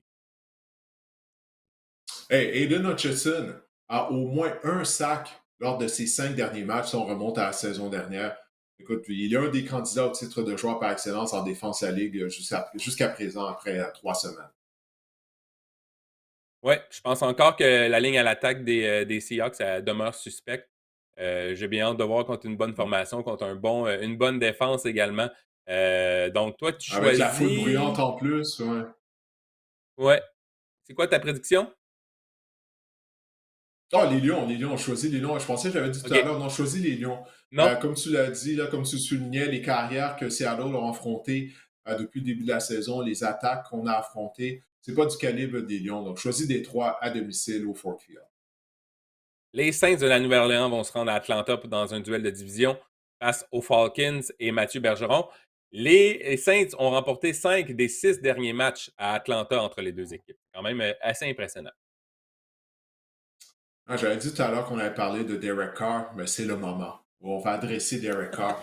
Il effectue un retour sur Terre la semaine dernière. On a revu le Derek Carr qu'on voit depuis le début de sa carrière quand ça va pas bien pour lui. C'est ça, Derek Carr, là, si tu peux le frapper au début de la rencontre, c'est réglé. Là, après ça, là, tu le vois, il va lancer le ballon au porteur de ballon, il va être moins agressif, il va être moins patient en fait d'attendre que ses receveurs de passe se libèrent dans des zones profondes. C'est exactement ce qui s'est arrivé contre les Eagles de Philadelphie. Jalen Carter, j'en parlais tout à l'heure, on l'a tabassé tôt. Alors, la campagne de Derek Carr afin de devenir le joueur par excellence de la NFL. C'est terminé après 2 semaines. Ça aura duré 2 semaines. Le mirage est terminé, Marc-André. Alors que du côté des Falcons d'Atlanta, je ne comprends pas certaines décisions en situation de troisième essai qu'on a fait la semaine dernière, mais je vais choisir les Falcons afin de l'emporter. Moi aussi, je vais prendre les Falcons, même si la ligne à l'attaque est amochée. En ce moment, on a perdu 2 joueurs partants lors du dernier match qui, aux dernières nouvelles, ne seront probablement pas de la rencontre, mais je pense que les Falcons vont avoir le meilleur sur les Saints également. Les Bengals sont encore aucune victoire cette saison, 0-3 après 3 matchs. Vont se rendre en Incroyable, Caroline hein? pour affronter les Panthers et Andy Dalton. Écoute, Andy Dalton face à son ancienne équipe, les Bengals, Match c'est revanche. pas un beau. Oh, exactement, c'est un beau scénario de film, ça. Ouais, c'est vrai. Ben écoute, sa performance, justement, contre les Raiders, ça a été un beau scénario de film. Mais j'en avais parlé l'année dernière. Dalton, il avait bien fait lors de son seul départ. Il avait gagné plus de 360 verges par la passe, avait complété 2 passes de toucher contre aucune interception. Là, ça a été quoi? 319 verges, 3 passes de toucher contre les Raiders à Vegas en plus. Deontay Johnson, qu'on n'avait pas vu depuis le début de la saison, 8 réceptions, 122 verges, un touché. Le demi à l'attaque canadien, Chuba Hubbard, 21 courses, 114 verges. Et en plus de ça, 5 réceptions, 55 verges et un touché. Mais je vais y aller d'une confession, Marc-André. Même si dans du podcast, j'ai choisi les Panthers pour l'emporter, j'ai choqué. Vendredi, Ouais. j'ai contacté Guillaume quand j'ai Ouais. mon choix dans le pool du sac du Non. car. J'aurais pu Non. passer comme un vrai héros. Ben oui, j'ai choqué parce que je me mettais à penser à ça. J'étais comme, mon Dieu, leur défense est vraiment pas bonne. Andy Dalton ne joue pas à la position de chasseur de quart. C'est pas un demi de coin. Il peut pas aider la défense. Oui, l'attaque va être meilleure. J'ai sous-estimé à quel point les Raiders, c'était un mirage à cette victoire-là contre les Ravens. Ils sont pas bons, ils se sont pas présentés du tout, là. Écoute, les Bengals, il dit quoi dire? La défense est tellement médiocre. Sérieusement, c'est une véritable Elle est passoire contre horrible. les Commanders. C'est une véritable passoire. Je pense sincèrement que ça va être un match serré. Je pense sincèrement que les Panthers ont des chances de l'emporter. Je pense que les Bengals vont l'emporter, par exemple. Mais écoute, je serais pas surpris de voir les Bengals non plus 0-4. Puis la semaine prochaine, on affronte les Ravens en plus. Je serais pas surpris de les voir même 0-5. Mais je vais aller choisir les Bengals parce que je pense que ça demeure la meilleure équipe avec le plus de joueurs, avec le plus de talent sur le terrain. Je pense que les Bengals vont l'emporter contre les Panthers. Ouais, ben la seule bonne nouvelle de la défaite, c'est au moins Joe Burrow avait l'air de Joe Burrow là, lors du match contre les Mhm. Commanders de Washington. Je pense que ça a aidé le retour au jeu de Higgins parce que là, les défenses adverses ne pouvaient pas doubler Jamar Chase ou lorsqu'ils le faisaient, ben, ça donnait des opportunités à Higgins. Est-ce qu'on va commencer 0-4 du côté de Cincinnati? Je vais dire non. Une victoire sur la route en Caroline contre les Panthers pour les Bengals. Moi aussi, je choisis les Bengals. Les pitoyables Jaguars de Jacksonville vont se rendre à Houston pour y affronter les Texans qui ont bien besoin de l'excellent remède que proposent les Jaguars de Jacksonville pour se remettre sur pied d'une lourde défaite au Minnesota. Tu te souviens, on a la conversation qu'on a eue la semaine dernière à propos de Trevor Lawrence et surtout de Doug Peterson. Après le Mhm. fiasco à Buffalo lundi soir, là, on avait raison. Là, je crois qu'on avait vu juste. Trevor Lawrence est brisé. Pour moi, Marc-André, on dirait qu'il est brisé. As-tu vu l'interception de DeMar Hamlin? Le Mhm. receveur était libre. Lawrence avait une belle pochette. Il n'y avait absolument personne autour de lui. C'est inexplicable. La raison pourquoi ça passe était 10 pieds par-dessus la tête du receveur de passe. En tout cas, Doug Peterson était supposé aider Trevor Lawrence. C'est vraiment pas qu'est-ce qui se passe du côté des Jaguars de Jacksonville. Ouais, puis je veux mentionner quelque chose. J'ai parlé d'Eden Hutchinson tout à l'heure. N'oublie pas que Jacksonville est sélectionné au tout premier rang du repêchage Trevor Walker à la place de Hutchinson. Je sais que Walker a réussi 17 l'année dernière, mais il n'est pas le joueur d'impact que Hutchinson est. Alors ça, là, on n'en parle pas beaucoup, mais c'était une erreur de la part de Trent Baalke, le DG des Jaguars de Jacksonville. Hutchinson est clairement le meilleur joueur, même dans les rangs universitaires, il était clairement meilleur à Trevor Walker. En tout cas, ça va vraiment pas bien. Je pense que les Texans vont se replacer. J'ai choisi afin de l'emporter parce que là, ils viennent de négocier avec la meilleure défense, une des meilleures défenses de la NFL, c'est celle des Vikings du Minnesota. Comme tu l'as dit, le remède, c'est la pitoyable défense des Jaguars de Jacksonville. Le match est à Houston en plus. Alors, les Texans vont retrouver le chemin de la victoire. Tu disais tantôt de Kevin O'Connell qu'il est lui-même un carrière, puis il sait comment gérer les carrières, mais tu vois, c'est pas donné à tout le monde parce que Doug Peterson, visiblement, ça fonctionne pas. Ça a pas fonctionné avec Jalen Ouais, Hurts finalement avec les Eagles, ça fonctionne pas avec Trevor Lawrence. Fait que c'est ouais, pas donné à tout le monde, à tous les anciens cadres d'être de bons entraîneurs de carrière. Et je voulais juste t'offrir une petite stat. CJ effectivement. Stroud a une moyenne l'année dernière de 292 verges et 4 touchés en 2 matchs contre les Jaguars de Jacksonville. Donc, choisis les Texans vraiment pour se remettre sur Le pied remède, on l'a d'une dit. dure défaite exactement contre les Vikings du Minnesota. Les Steelers de Pittsburgh vont affronter les Colts à Indianapolis. Ouais, Justin Fields, hein? Écoute, invaincu en 3 départs en tant que carrière des Steelers de Pittsburgh. Et puis, passant là, on voit qu'est-ce qui se passe avec Caleb Williams derrière cette mauvaise ligne à l'attaque à Chicago. Là, les gens commencent à se dire, oh, peut-être que c'était la faute des Bears, parce que Justin Fields joue bien. Mais il faut donner crédit à Arthur Smith, le coordinateur à l'attaque des Steelers de Pittsburgh. Comme entraîneur-chef, bon, on l'a vu à Atlanta, ça n'a pas bien été. Moi, je ne l'aimais pas comme entraîneur-chef, mais comme coordinateur offensif, c'est lui le coordinateur des Titans du Tennessee lorsqu'on avait des bonnes équipes et puis même on s'était rendu en finale d'association contre les Chiefs de Kansas City il y a quelques années de ça. Alors, Arthur Smith, oui, c'est un bon coordinateur à l'attaque et on a un bon équilibre. On reconnaît que Justin Fields, bon, il a des carences. Et puis, on a sélectionné quoi? On a couru 31 fois avec le ballon, on a tenté 32 passes, quand même une trentaine de passes pour Justin Fields. Il a été victime seulement d'un revirement seulement. Mais qu'est-ce qu'on dit de, on a toujours dit de Justin Fields? Qu'il était, c'est un joueur qui était très travaillant, il est malléable, il écoute les entraîneurs, et puis ça paraît, il est entouré d'un bon groupe d'entraîneurs, on l'aide à Pittsburgh. Alors tant mieux pour Justin Fields, parce qu'apparemment, il est apprécié de ses coéquipiers, il est grandement apprécié. On l'aimait beaucoup dans le vestiaire à Chicago. C'est la même chose à Pittsburgh. Pas besoin de Russell Wilson pour l'instant. Si Fields commence à flancher, on pourra peut-être envoyer Wilson, mais pour l'instant, Justin Fields joue très bien. Je pense que ça va se poursuivre contre la pitoyable défense des Colts d'Indianapolis. La défense des Steelers, elle, comme je le disais tout à l'heure, c'est une des meilleures de la NFL. Et Anthony Richardson, Marc-André, Ouais, là, je m'en j'avais allais partagé là, je m'en avec toi allais un là. tweet que j'avais vu. Ben oui, ben c'est ça. Là, le tweet disait que Anthony Richardson est capable de réussir des passes que 99% des carrières de la NFL ne sont pas capables de compléter, mais les rate également des passes que 99% des carrières sont capables de compléter. Bref, les jeux de routine, il les rate complètement. Les passes de routine, il n'est pas capable de les compléter. Mais là, quelques jeux plus tard, il va compléter une bombe de 60 verges que personne d'autre peut compléter. Mais en plus de ça, ses instants en tant que coureur, je ne sais pas, là, il est très talentueux, mais je vois un bon athlète, je vois pas un bon carrière en Anthony Richardson. As-tu une interception dont il a été L'inter... victime en Dans passant la zone dans son début, début c'est contre les Bears? exactement ce que je m'en allais te dire. Oui, oui, oui, c'est exactement ce que je Il y m'en avait allais trois dire. joueurs Ça devant n'avait lui. Il y pas de avait sens. 3 joueurs des Bears devant le receveur de passe. Je sais pas. Je sais vraiment pas.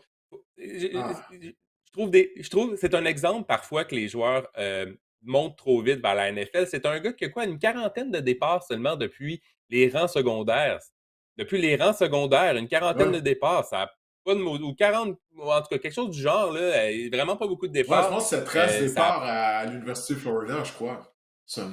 Exactement, exactement. Puis je pense que il aurait ben, je sais pas s'il a regardé l'année dernière Gardner Minshew, mais il aurait mérité d'avoir un mentor pour lui, à Anthony Richardson, parce que oui, il a des habiletés indéniables, mais en ce moment, euh, son jeu est vraiment, vraiment erratique. Moi, je vais prendre les Steelers pour l'emporter. 4-0 les Steelers avec Justin Fields au poste de quart. Mike Tomlin, c'est un génie. Il pourrait faire, écoute, Didier, d'un Kraft Dinner un plat gastronomique. Les Steelers vont être 4-0 Mhm. parce qu'ils vont l'emporter contre les Colts. Ouais, puis eux, ils vont courir avec le ballon, OK? Ils vont pas faire comme Ouais. les Bears de Chicago. Les Colts sont peut-être capables d'arrêter la course. Ouais, victoire des Steelers. Je suis bien d'accord. Une bonne semaine pour Najee Harris là, pour les un petit conseil fantasy on the side. Ouais, et Jalen Warren, tout le monde va s'amuser. Ça va être le buffet. Justin Fields va avoir un bon match au sol. Ça va être le buffet là, pour l'attaque terrestre des Steelers. Donc, Steelers, toi aussi, si j'ai bien compris? Oui, oui, oui, absolument. Oh, ouais, non, non, je peux pas endosser les Colts avec cette défense-là. Là. Mes Commanders, mes prétendants au Super Bowl, non, peut-être pas tant que ça. Les Commanders de Washington vont affronter les Cardinals de l'Arizona. Ça va être vraiment intéressant. Jaden Daniels, qui a joué son football universitaire un petit peu à Arizona State. Cliff Kingsbury également, retour en Arizona, là où il a été l'entraîneur-chef de l'équipe. Ouais. J'ai bien hâte de voir ce match-là. Ça risque d'être explosif, en fait, ce match-là. Je pense qu'il va y avoir beaucoup de points qui vont se marquer. Ah, est-ce qu'on a besoin de parler ou on devrait pas juste admirer là, les faits saillants de Jaden Daniels de lundi soir contre les Bengals de Cincinnati? Il a tellement Ça, c'est le été touché de Luke bon par la McCaffrey. passe. Ah, le presque touché. Ouais.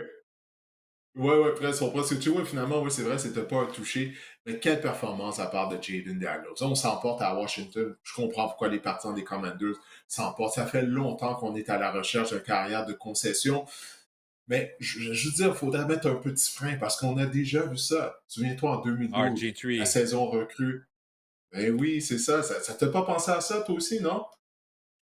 Ouais, un peu. On était en train déjà en 2012 parce que moi, je suis allé voir la première saison de. Je suis allé voir un match à Washington, la première saison de Robert Griffin III. Je te jure, Didier, il doit avoir oh, 85% des gens qui avaient un jersey, qui avaient un chandail ou il y avait un T-shirt de Robert Griffin III.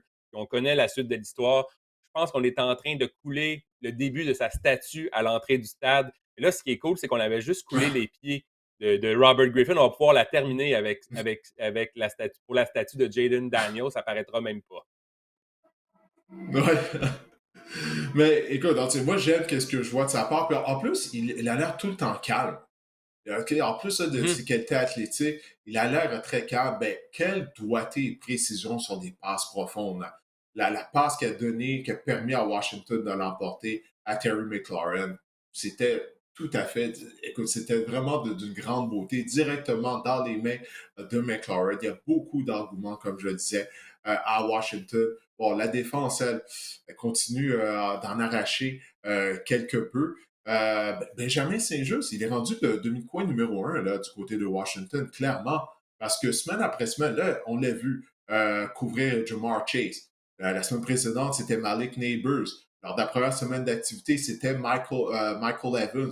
Donc, clairement, il est l'homme de confiance du côté de la tertiaire des Commanders. Les autres demi-défensifs, là, ça fait dur leur affaire du côté de Mhm. Washington. Mhm. Mais je vais choisir quand même les Commanders afin de l'emporter en Arizona parce que la défense des Cards, Wow. elle est mieux que qu'est-ce que je pensais, mais quand même, ça ne sera pas suffisant afin d'arrêter Washington. Écoute, on n'avait pas besoin de botteur de dégagement du côté des Commanders. C'est quand même le fun aussi qu'on est enfin impliqué dans Terry McLaurin, qui avait vraiment connu deux matchs. Les deux premiers matchs, il avait vraiment été invisible. Les Cards, Didier, sont favoris au preneur au livre pour la première fois sous Jonathan Gannon et je vais les choisir pour l'emporter à domicile Ah contre ouais? les Commanders de Washington. Ouais, ouais, ouais, ouais, ouais, ouais. OK. Donc, moi, je prends les Cards. Les Patriots de la Ouais. Nouvelle-Angleterre vont affronter les OK, je peux voir 49ers à San ça. Je peux voir Francisco, ça. vont affronter les Ouais, 49ers je à peux San voir ça. Je peux voir Francisco. ça. Ouais, vas-y. En tout cas, vas-y. Vas-y, excuse-moi. Non, Non, moi, non, écoute, non, je peux voir un scénario où les Cardinals vont l'emporter contre Washington, même si j'ai choisi les Commanders à cause de la défense des Commanders, Kyler Murray, Marvin Harrison Jr., James Conner. On va avoir un match à haut pointage, en fait, entre les deux équipes. Ouais. ouais, moi aussi, moi aussi. Les Patriots de la Nouvelle-Angleterre vont affronter les 49ers qui sont une victoire, deux défaites depuis le début de la saison. Qui l'eût cru? Mais Les oui, hein. 49ers, Didier. Écoute, je pense honnêtement que les 49ers vont donner une sincère raclée aux Patriots, malheureusement. Et ils menaient 21-14 hein, contre les Rams. Et puis au quatrième quart, là, ils menaient par 7 au quatrième quart. Ils ont trouvé de façon de perdre. Mais la défense des Niners, elle n'est pas la même que l'année dernière. Là. Je m'excuse. Elle n'est pas. Ben, que l'année dernière, elle n'était pas dominante, mais elle était bonne. Mais cette défense-là, j'en parlais en début, au cours de l'été. On a changé de coordonnateur. J'avais hâte de voir. Puis même Nick Bosa, il ne fait pas le travail là, présentement. Alors, c'est la chose qui m'inquiète du côté des Niners, beaucoup plus que la longue liste des blessés, parce que malgré l'absence de Debo, de McCaffrey, de George Kittle, ben, sais-tu quoi? Brock Purdy, il a bien joué. Il a 292 verges par la Mhm. passe, 3 passes de toucher, aucune interception. En plus de ça, il a gagné 41 verges au sol. Juwan Jennings, 11 réceptions, 175 verges, 3 touchés. Quelle performance de sa part. Je suis déçu que les Niners aient perdu pour Jennings, parce qu'il a vraiment été incroyable. Il fallait qu'un receveur se lève avec l'absence des joueurs que j'ai nommés. Lui, il l'a fait. 6 passes échappées par les receveurs des 49ers. Mhm. 6. Ça ne va pas se répéter, ça, contre les. Même si on échappe 6 passes, on va battre les Patriots. Les Patriots sont qui on croyait qu'ils étaient au cours de l'été. Ça a été un mirage, cette victoire contre les Bengals de Cincinnati. Victoire facile des Niners. Juwan Jennings, qui a quand même l'habitude de se lever dans les grands matchs. On se souvient au Super Bowl, il avait réalisé des jeux importants aussi pour les Oui, Niners. Donc, lorsqu'il a l'opportunité de se faire valoir, il répond présent souvent à Juwan Jennings. Moi, je prends les 49ers ah, pour t'as toutes raison. vraiment les raisons. Je pense vraiment qu'ils sont une meilleure formation et de loin que les Patriots de la Nouvelle-Angleterre. Les Browns de Cleveland vont affronter les Raiders à Las Vegas dans un match où vous n'allez pas aller voir souvent à NFL Red Zone en fin de semaine, d'après moi. Mais en tout cas, moi, je vais être à la description du NFL Red Zone en compagnie de Renaud Bourbonnais. Regarde, on va aller vite avec ce match-là, OK? Parce que les Browns, ça va pas bien. On en parlait tout à l'heure qu'on a accordé 7 ou 8 sacs la semaine dernière. On n'a pas de menace au sol. On a besoin de Nick Chubb. On ne sait pas quand est-ce que Chubb va revenir. J'avais entendu qu'il pourrait revenir au jeu durant la 5e semaine d'activité. Là, on parle peut-être dans la 9e semaine d'activité qu'on va devoir le garder sur la liste des blessés. La défense s'est fait tailler en pièces par Daniel Jones et Malik Neighbors. Il n'y a rien qui fonctionne. Je suis obligé de parler de Sean Watson. À toutes les semaines, on en parle. Euh, du côté de Vegas, on ne s'est pas présenté, Marc-André, la semaine dernière. Hein? Je ne sais pas si on a eu un défilé après notre victoire à Baltimore, comme ça on venait de gagner le Super Bowl.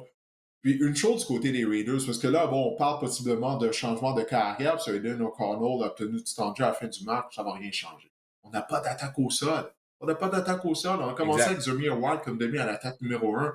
On n'a pas d'attaque au sol, on n'a pas de menace. C'est la même chose que les Cowboys de Dallas.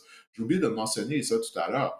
Il n'y a pas de menace au sol du côté des Cowboys. Tu sais, les défenses adverses, ils n'ont pas peur d'attaque terrestre de Dallas avec Ezekiel Elliott comme demi à l'attaque partant. C'est un peu la même chose du côté de Vegas, excepté qu'on n'a pas de carrière, c'est encore pire, bien sûr. Alors, Max Crosby est ralenti par une blessure à une cheville.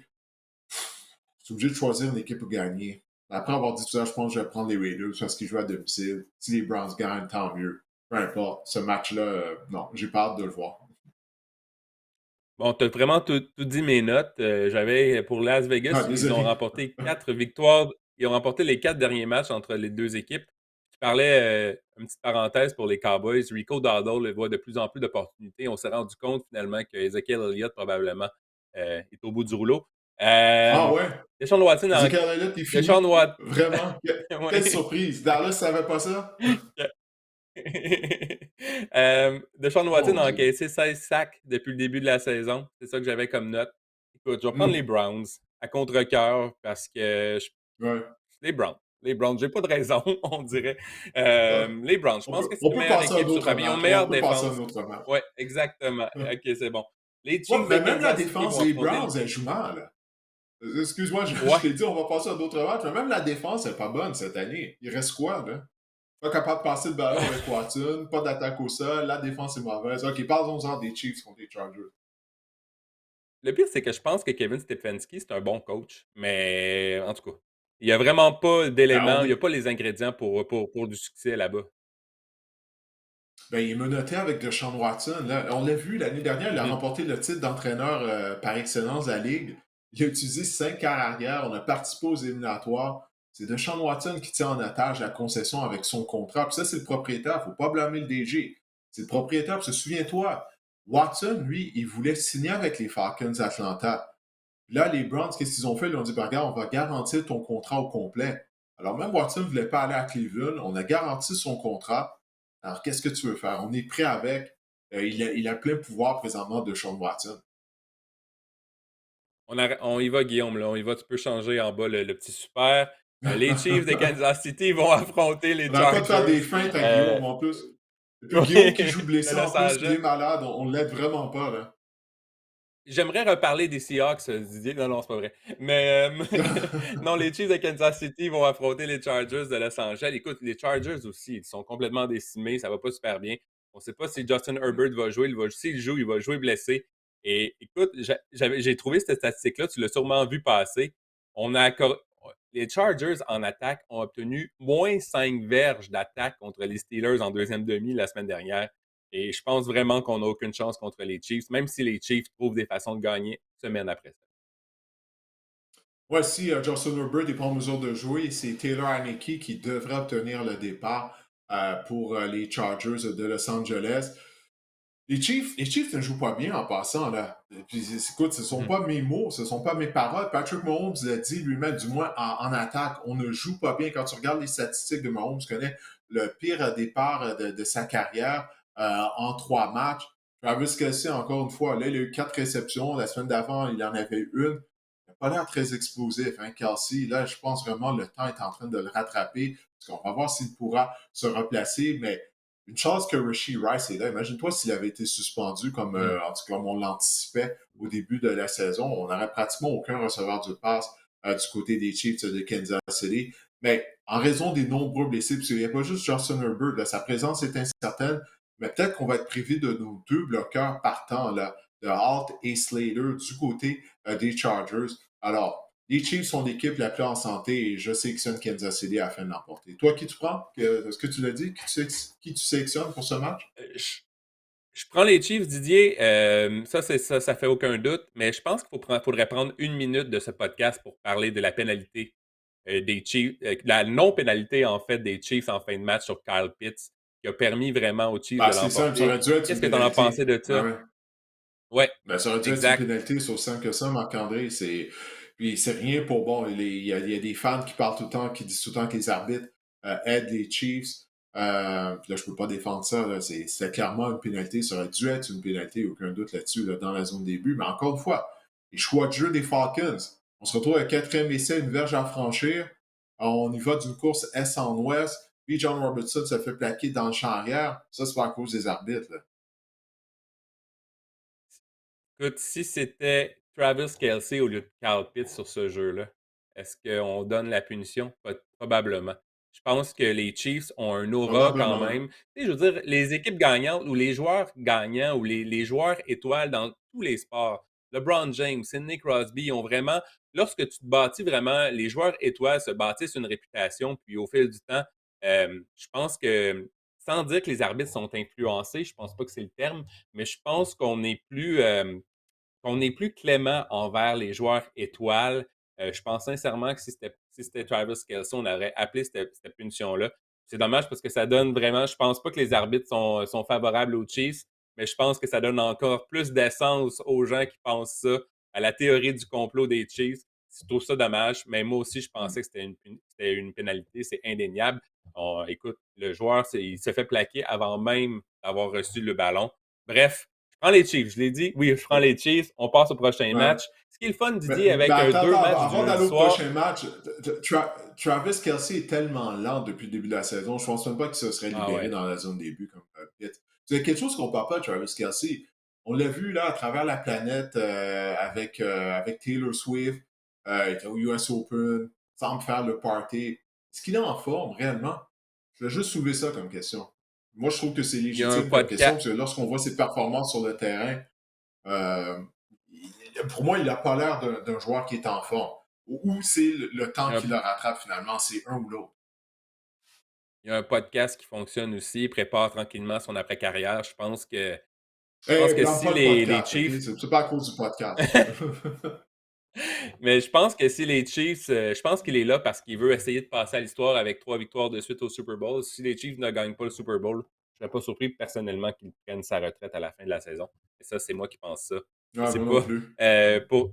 Non, non, non. Ce qui est fun, Didier, avec deux matchs du lundi soir, comme on va avoir lundi prochain, c'est qu'on peut choisir lequel on va regarder. Et je pense pas que tu vas regarder le duel entre Will Levis et Tyler Anigna. Non, Skylar Thompson encore, je pense. C'est pas Du certain. côté C'est ça la entre. question du côté des Dolphins. Ouais, il est blessé, Parce hein? que Thompson, ben oui, il s'est fait tabasser, là. Ouf. La ligne d'attaque des Dolphins, elle n'est pas très bonne, hein. C'en est une autre ligne d'attaque qui est Non. mauvaise. Là, ouais, il s'est fait cogner solidement. Il n'a pas fini le match.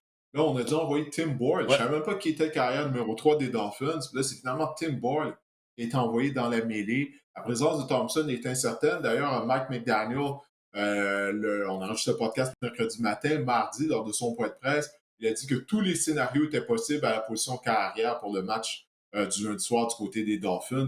Alors, il va y avoir une journée de plus à Thompson pour récupérer, mais il semble qu'il s'est blessé au cours. Bref, je vais choisir les Titans du Tennessee. Ouais, je vais choisir les Titans avec Will Levis pour l'emporter parce que, aussi pourri que Will Levis l'est, en passant, il a été victime de 3 autres revirements. Marc-André, la semaine dernière, 3 autres revirements pour Will Levis.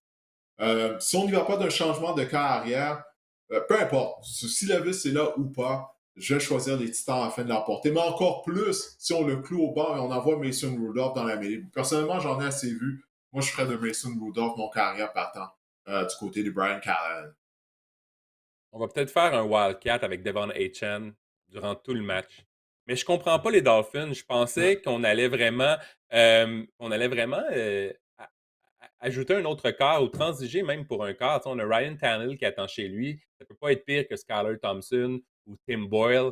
Tu sais, il y a des quarts dans la Ah, NFL, bon, pas, Didier, des peut-être bons. que Tannehill, ça lui tente pas là, d'aller jouer derrière cette ligne à Non. l'attaque-là. Là.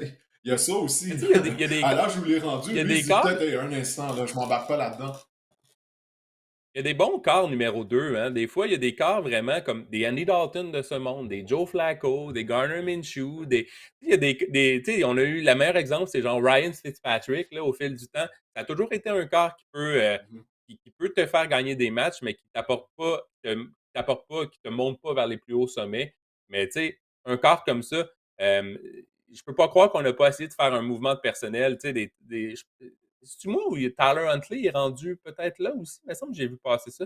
Oui, il est là. Il est à Miami, oui. Je pense, ouais, je pense que c'est peut-être lui qui va finir par avoir le départ. Mais tout ça pour dire que moi, je prends les Titans aussi. On a quand même une bonne défense côté des Titans. Ça risque d'être une partie plaisir. On a 7 sacs en 3 matchs jusqu'ici cette saison. Donc, moi aussi, je choisis les Titans. On a fait le tour. Oublie pas quelque chose. Lorsque les Dolphins sont peut-être appelés, là, pendant qu'on voit, oui, les prédictions. Ah, je suis 26 en 22. OK, j'en ai une de plus que toi, c'est tout ce qui compte. Guillaume est 24, Pitch a 24 et 24. Et les meneurs, ben, il y en a plusieurs. Vous voyez vos noms à l'écran. 31-17. Wow! OK, on a des gens qui connaissent leur affaire, là, définitivement. Je suis fier de ça. Je suis fier de ça que les gens Ouais. qui participent On au peut les podcast et nommer. Je qui pense que ça serait participent sympathique. Ouais, ben ça, ben il y en a, ça va être plus difficile à nommer. Là. Dan Savoie, ça c'est simple, Ouais. mais je vois, c'est quoi, c'est Phil 8, 7, 9, 9. Ouais. Marie Zo de 0, Goat. Marie 01, Zo de Goat, Goat Ouais, Pack Marie Goat, Sim 01, Brun. Go Paco. Ouais, souvent, puis Guigui. Alors, ben ça, c'est les Biggie meneurs, on les voit Steelers. ici. Ouais, Ouais. on les voit. Ah, c'est Guigui Steelers, oui, ça va ensemble. Alors, ben, on Je pense bien, félicite ces ouais. gens-là. La saison est longue, mais c'est un bon début pour eux. 31 bonnes sélections dans le pool, le sac du quart jusqu'à présent pour nos meneurs. Mais ce que je voulais dire, c'est que tu disais, bon, pourquoi les Dolphins ne sont pas amenés nos carrières? Mais si tu es une des équipes qui mise sur un bon carrière numéro 2, pourquoi tu les changerais?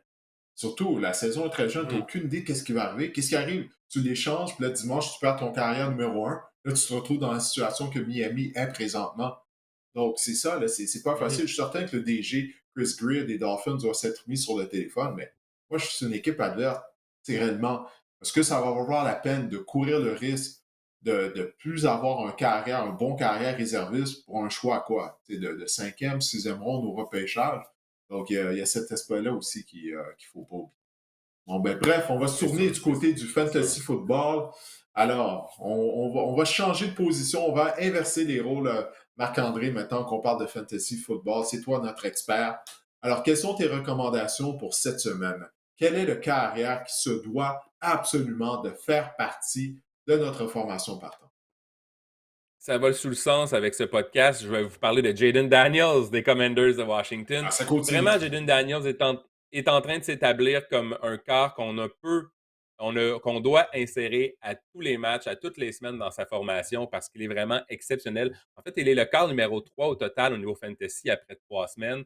Il a complété 21 de ses 23 passes lors du dernier match. En fait, il a plus de passes de toucher que de passes incomplètes lors du dernier match. Ça, c'est assez incroyable. 664 verges par la passe, 2 passes de toucher. Il en a ajouté aussi, il y a une présence au sol. Hein? 171 verges au sol et 3 touchés au sol. Il est vraiment payant, il est vraiment dominant. Et oui, tu as parlé de la défense des Cardinals, qui est peut-être pas si mauvaise que ça finalement, mais je pense que lors de la semaine numéro 4, on a parlé d'un match à potentiel offensif élevé. Je pense que Jaden Daniels est un corps vraiment qui peut se hisser facilement dans le top 10, voire dans le top 5 à la position. Maintenant, carrière qui doit être clou au banc. Je vous dis pas de libérer Anthony Richardson, je vous dis de le laisser sur votre banc pour cette semaine. Une passe de toucher, 5 interceptions à ces 2 derniers matchs, donc des interceptions qui sont vraiment, comme on dit, en anglais, on dit des head scratchers, là, qui nous font vraiment dire qu'on se gratte la tête à savoir qu'est-ce qu'il a vu sur la séquence. 50% de ses passes complétées seulement lors des 2 derniers matchs. Et surtout, Indianapolis vient au dernier rang de la NFL pour le temps de possession aussi à 21 minutes 36 secondes. Et on en a parlé tout à l'heure, la semaine numéro 4, on affronte les Steelers. Les Steelers ont accordé le plus bas total de points au quart adverse cette saison, 8,17 points en moyenne par match. Donc, Anthony Richardson est à laisser sur votre banc. Ouais, on peut pas faire jouer Richardson contre la défense des Steelers, ça Non, c'est certain. La position je de suis prêt à me porteur de faire. ballon maintenant, est-ce qu'il y en a un? Je m'en allais dire, je suis Vas-y, prêt à me ouais. tromper dans le cas de Richardson. Il va connaître peut-être il va avoir des touchés au sol cette semaine. Il va peut-être vous sortir un match correct. Mais je prends le Ah, blâme si même c'est le pas. cas. Mais je ne veux pas me tromper. Je prends pas de chance dans mon cas. Je le mets sur mon banc. Ouais, ne perds pas ta crédibilité en nous suggérant de faire jouer Non. Anthony Richardson contre la défense des Steelers. Mm. Maintenant, Devin Mhm. Singletary a connu un bon match pour les Giants de New York la semaine dernière. Tu crois que ça va se poursuivre? Défense des Cowboys pitoyable au sol contre le jeu au sol, point. Ça Mhm. pourrait être ça mon argument. Mais je vais quand même étoffer un peu dans le cas de Devin Singletary. 16 courses, 65 verges et un touché contre les Browns la semaine dernière. Il aurait pu avoir un autre touché s'il n'avait pas, il s'était pas jeté au sol en fin de match pour sceller l'issue de la rencontre. Il a décidé de se jeter lui-même, donc il aurait pu avoir un deuxième touché. En ce moment, Devin Singletary produit à un rythme de 216 points fantasy l'année dernière, si on met ça pour la saison, si on traduit ça pour la saison 2023, ben, c'est arrêté bon pour le porteur de ballon numéro 7 au total au niveau fantasy. Donc, c'est quand même assez intéressant. On a parlé de la défense des Cowboys.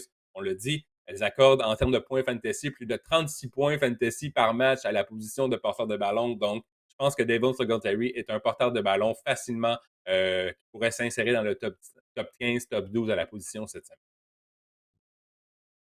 Ah oui, le buffet va être ouvert, je te l'ai dit, le buffet Mhm. contre la défense des Cowboys de Dallas. J.K. Dobbins connaît un excellent début de saison. Bon, ça a été plus difficile la semaine dernière contre les Steelers, mais quand même, là, tu crois qu'il faudrait le clou au banc cette semaine? Ça fait 2 semaines que je vous dis de clouer au banc J.K. Dobbins. Ce qu'on se rend compte, c'est qu'il est vraiment un joueur qu'on doit insérer selon les affrontements, selon les duels de la semaine. Il avait une moyenne avant d'affronter les Steelers de 9,9 verges par course lors de ses 2 premiers matchs. Et lors de la semaine numéro 3, 2,9 verges contre les Steelers. Et lors de la semaine numéro 4, on affronte les Chiefs de Kansas City. Et juste pour vous donner une idée, la défense des Chiefs excelle contre la course. Depuis le début de la saison, Derrick Henry, lors de la semaine numéro 1, moyenne de 3,5 verges par course. Lors de la semaine numéro 2, Zach Moss, moyenne de 2,8 verges par course. Et la semaine dernière, Bijan Robinson, 1,9 verges par course en moyenne. Ouf. Donc, tout ça pour vous dire, et avec la blessure potentielle ou l'état de santé de Justin Herbert qui inquiète, tout ça pour vous dire, laissez J.K. Dobbins sur votre banc cette semaine. Ce n'est pas une bonne semaine pour lui. Ouais, je suis d'accord avec ça, là, avec l'absence de Justin Herbert. Maintenant, en position de receveur de passe, j'ai parlé de Deontay Johnson qui a donné signe de vie grâce au Red Rifle, au poste de carrière pour les Panthers de Caroline. Tu crois que là, ça vaut la peine là, de garder Johnson dans la formation partante en termes de fantasy football, du moins pour cette semaine? Il attendait à la gare de Deontay Johnson. On peut maintenant l'embarquer dans le train. 122 verges, un touché, mais surtout, il a été ciblé 14 fois par Andy Dalton. Ça, c'est 37% du temps dans l'attaque des Panthers. C'est vraiment énorme dans son cas. Il a été le receveur numéro 6 au niveau fantasy la semaine dernière. Et la semaine numéro 4, on affronte les Bengals, qu'on en a parlé tout à l'heure, a été vraiment très permissive face aux Commanders. Adam Thielen, son état de santé est inquiétant. Il ne participera pas à la rencontre. Sa présence est douteuse, mais quand elle est douteuse, on est fort à parier qu'il ne sera pas présent au match. Ça sera donc Deontay Johnson, Xavier Legette et même Jonathan Mingo pour les poules vraiment, les poules vraiment étoffées, disons ça comme ça. Bon, je disais, oui, la défense des Bengals est vulnérable la semaine dernière contre les Commanders. Je pense que Deontay Johnson peut facilement s'insérer dans le top 20 à la position de cette semaine. Ouais, ça va être à suivre. J'ai hâte de voir la suite des choses pour l'attaque des Panthers à Caroline. Mon Dieu, que ça a mal paru pour Bryce Young. Mhm. J'ai l'impression que ça pourrait Mhm. se poursuivre. Maintenant, Garrett Wilson est la cible favorite d'Aaron Rodgers. Mais tu crois que cette semaine, ça pourrait être plus corsé pour lui? Voici les receveurs qui ont eu à négocier avec Patrick Surtain depuis le début de la saison. Lors de la semaine numéro 1, DK Metcalf a obtenu 3 réceptions pour 29 verges, aucun touché. Lors de la semaine numéro 2, George Pickens a obtenu 2 réceptions pour 29 verges, aucun touché. Et lors de la semaine numéro 3, Mike Evans, 2 réceptions, 17 verges, aucun touché. Donc, ça m'amène à vous parler de Garrett Wilson. Je sais que vous n'allez pas mettre sur votre banc Garrett Wilson, mais je veux juste que vous baissiez vos attentes envers Garrett Wilson cette semaine. Il va avoir Patrick Surtain dans la face durant tout le match et ce sera potentiellement pas payant. C'est sûr qu'il est la cible de prédilection d'Aaron Rodgers. Il a été ciblé 26 fois en 3 matchs. C'est quand même, les cibles sont là, il est impliqué et il peut peut-être s'en sortir avec un touché à la porte des buts. Mais justement, la semaine numéro 4, on affronte les Broncos qui accordent moins de 19 points fantasy par match à la position de receveur. C'est parmi les melons dans la NFL. Pour moi, Garrett Wilson est plus un receveur numéro 2 cette semaine, un pivot, un flex pour vous, qu'un receveur numéro 1, qu'un receveur étoile. Chez les ailiers rapprochés, il y en a plusieurs qui sont blessés. C'est pas une bonne année là, pour les ailiers rapprochés. Jusqu'à présent, Mhm. cette saison, on a parlé de Travis Kelce qui, lui, bon, il est en santé, mais il ne performe pas. Est-ce que tu as une recommandation là, pour la quatrième semaine d'activité? Le chouchou de ce podcast est de retour, Cole Kmet des Bears de Chicago, parce que je veux vous parler de son utilisation qui a Ton vraiment chouchou à grimpé toi. en flèche. Oui, oui. Son utilisation a vraiment grimpé en flèche, Cole Kmet. Lors de la semaine numéro 1, il participait à 48 des jeux. Il a été ciblé seulement une fois lors de la semaine numéro 1. Et lors de la semaine numéro 3, ça a grimpé à 81 des jeux. Il a été ciblé 11 fois lors de la semaine numéro 3. Et on voit qu'il y a une chimie qui est en train de s'établir avec Caleb Williams, qui est constamment sous pression. Donc, il devient vraiment un dépanneur pour Caleb Williams. À l'opposé, George Everett Gerald Everett, excuse-moi, George Everett. Ouais. Gerald Everett, justement, son temps de jeu a diminué. Vraiment, on fait confiance à Cole Kemet. On s'est rendu compte qu'il est vraiment le lit rapproché le plus talentueux du groupe. 10 réceptions la semaine dernière, 97 verges, un touché contre les Colts. Et comme la semaine numéro 4, on affronte les Rams, qui sont 29e contre la position d'un lit rapproché au niveau fantasy. Donc, pour moi, Cole Kemet, si vous n'avez pas un ailier rapproché élite, ça peut être un bon dépanneur, un bon streamer, comme on dit en anglais, au niveau fantasy. Ouais, surtout si les Bears n'essaient pas de courir avec le ballon. Alors, par la force des choses, ils pourraient attraper des passes. Maintenant, quel est l'ailier rapproché qui, selon toi, on va devoir garder sur le banc? J'avais conseillé de mettre Hunter Henry dans votre formation la semaine dernière. Je me suis complètement fait avoir par Hunter Henry le jeudi dernier. Donc, je vous dis de le rasseoir sur votre banc. Vraiment été un non-facteur contre les Jets. La ligne à l'attaque est tout simplement épouvantable. C'est un problème. Il va falloir vraiment prendre ça en considération lors des prochaines semaines. Lors de la semaine numéro 3, on affronte les Niners. Les Niners, c'est la meilleure défense cette année contre les alliés rapprochés au niveau fantasy. Moyenne de 3 points par match en 3 matchs à la position. Ça, c'est pas beaucoup plus que moi à la position d'aller rapprocher. Donc, ouais, Hunter Henry contre les Niners. Pour moi, c'est non. C'est à mettre sur votre banc et même vous pouvez libérer si vous manquez d'espace sur votre banc. En fait, c'est non pour tous les receveurs de passe du côté des Mhm. Patriots de l'Angleterre. C'est pas comme ça, on était bien nantis, là, mais on le voit. Là, les Patriots, comme Mhm. je le disais au début de l'épisode, sont qui on pensait qu'ils étaient au cours de l'été. Écoute, on a fait le tour, Marc-André. Je te remercie pour ta contribution pour cet épisode du podcast. C'est comme à l'habitude, puis on va se reparler la semaine prochaine. Merci. Allez, ciao, ciao.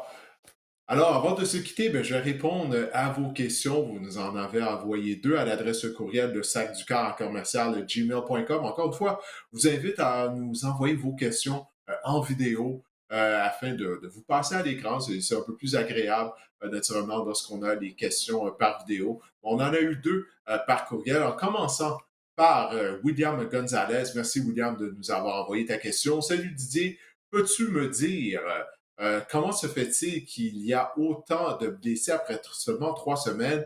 Et se passe quoi avec Travis Kelce? Merci, j'adore ton podcast. Ben, un gros merci, William, encore une fois. Des blessés, il y en a tout le temps. Je n'ai pas l'impression qu'il y en ait plus que par les années passées. Il me semble à tous les ans, c'est ça. Là. La saison commence et puis là, il y a des joueurs qui tombent au combat à gauche et à droite. Mais une chose que je veux dire là-dessus, les équipes n'utilisent plus les matchs préparatoires. Les matchs préparatoires, ils ont toujours été ennuyants, mais cette année, c'était pire que jamais parce que, écoute, je pense qu'on peut compter sur les doigts d'une main le nombre d'équipes qui ont fait jouer leurs joueurs partants lors des rencontres préparatoires. Alors, si physiquement, tu n'es pas peut-être à beau t'entraîner, participer bon, aux entraînements durant le camp d'entraînement et tout, mais c'est difficile là, vraiment de simuler l'intensité qu'il y a lors des rencontres. Alors pour moi, c'est une des raisons pour laquelle il y a des blessés en début de saison. Mais pourquoi certaines attaques en arrachent aussi? Les matchs préparatoires, ça existe. Il y a une raison pourquoi ça existe. C'est justement afin de peaufiner l'attaque, afin de travailler sur notre conditionnement physique lors de situations de match. Ça manque à travers la NFL, mais ça va être un problème qui va perdurer parce que Roger Goodell tente de se débarrasser des matchs préparatoires, mais je ne veux pas blâmer Roger Goodell pour ça. Parce qu'il y a un match préparatoire en moins que par le passé. Avant, on en jouait 4, maintenant, on en joue 3. Si jamais on a un calendrier régulier de 18 matchs, ben, j'ai l'impression qu'on va juste jouer 2 matchs préparatoires. Et c'est aux équipes d'arrêter d'avoir peur. C'est ça qui arrive. Les équipes ont peur que les joueurs se blessent lors des matchs préparatoires. On ne fait pas jouer personne. Ça a des conséquences une fois que la saison commence. Et si Andy Reid, qui est un des meilleurs, c'est pas le meilleur entraîneur-chef de la NFL, Patrick Mahomes est la meilleure carrière de la Ligue. Andy Reid, il a fait jouer Patrick Mahomes, il a fait jouer ses partants dans des matchs préparatoires. Alors, si c'est assez bon pour Andy Reid et Patrick Mahomes, ça devrait être assez bon pour les autres équipes de la NFL.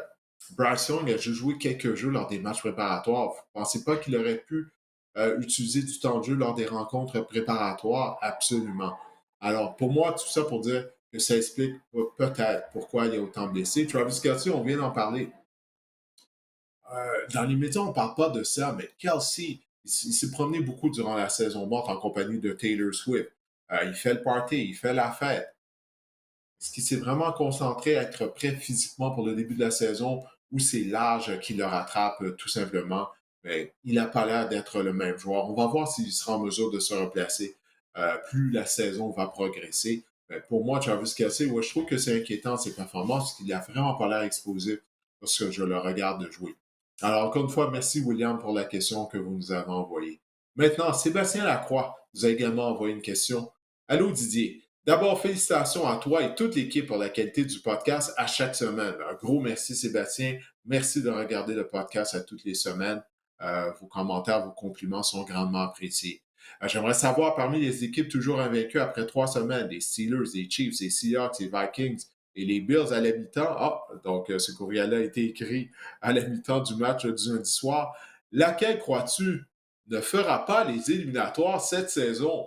Alors, Sébastien, vous croyez qu'on va assister à l'implosion d'une de ces équipes-là? Ça veut dire, parce que les trois ont très bien commencé la saison, vous l'avez dit, elles sont invaincues, les Steelers, les Chiefs, les Seahawks, les Vikings, les Bills. À l'heure actuelle, je n'ai pas de raison de croire qu'une de ces formations-là ne participera pas aux éliminatoires. On joue très bien. Peut-être, bon, du côté des Seahawks de Seattle, j'aurais des points d'interrogation, parce que comme je l'ai dit tout à l'heure, on n'a pas affronté de bons carrières cette semaine. On va affronter les Lions de Détroit. Alors là, ça risque d'être différent, parce qu'on n'a pas affronté des équipes qui avaient de bonnes attaques. On va jouer à Détroit avec la foule bruyante. J'avais une équipe candidate, je dirais. Les Seahawks de Seattle ont mis sur un entraîneur-chef, Mike McDonald, qui en est à sa première année. Peut-être qu'il va faire face à de l'adversité. Comment il va répondre? On ne le sait pas, même si j'aime beaucoup Mike McDonald. Personnellement, je crois que toutes ces équipes-là vont participer aux éliminatoires. Si j'avais à parier, peut-être les Seahawks de Seattle. Alors, encore une fois, Sébastien, merci pour votre question. On a fait le tour. J'espère que cet épisode du podcast Sac du Car vous a plu. Merci à Guillaume hein, qui prépare tous les tableaux et tout. Il est malade présentement, mais malgré tout, il a joué blessé aujourd'hui afin qu'on puisse produire cet épisode et vous le livrer, le mettre en ligne. Alors, je vous souhaite de passer une bonne semaine. On se reparle la semaine prochaine.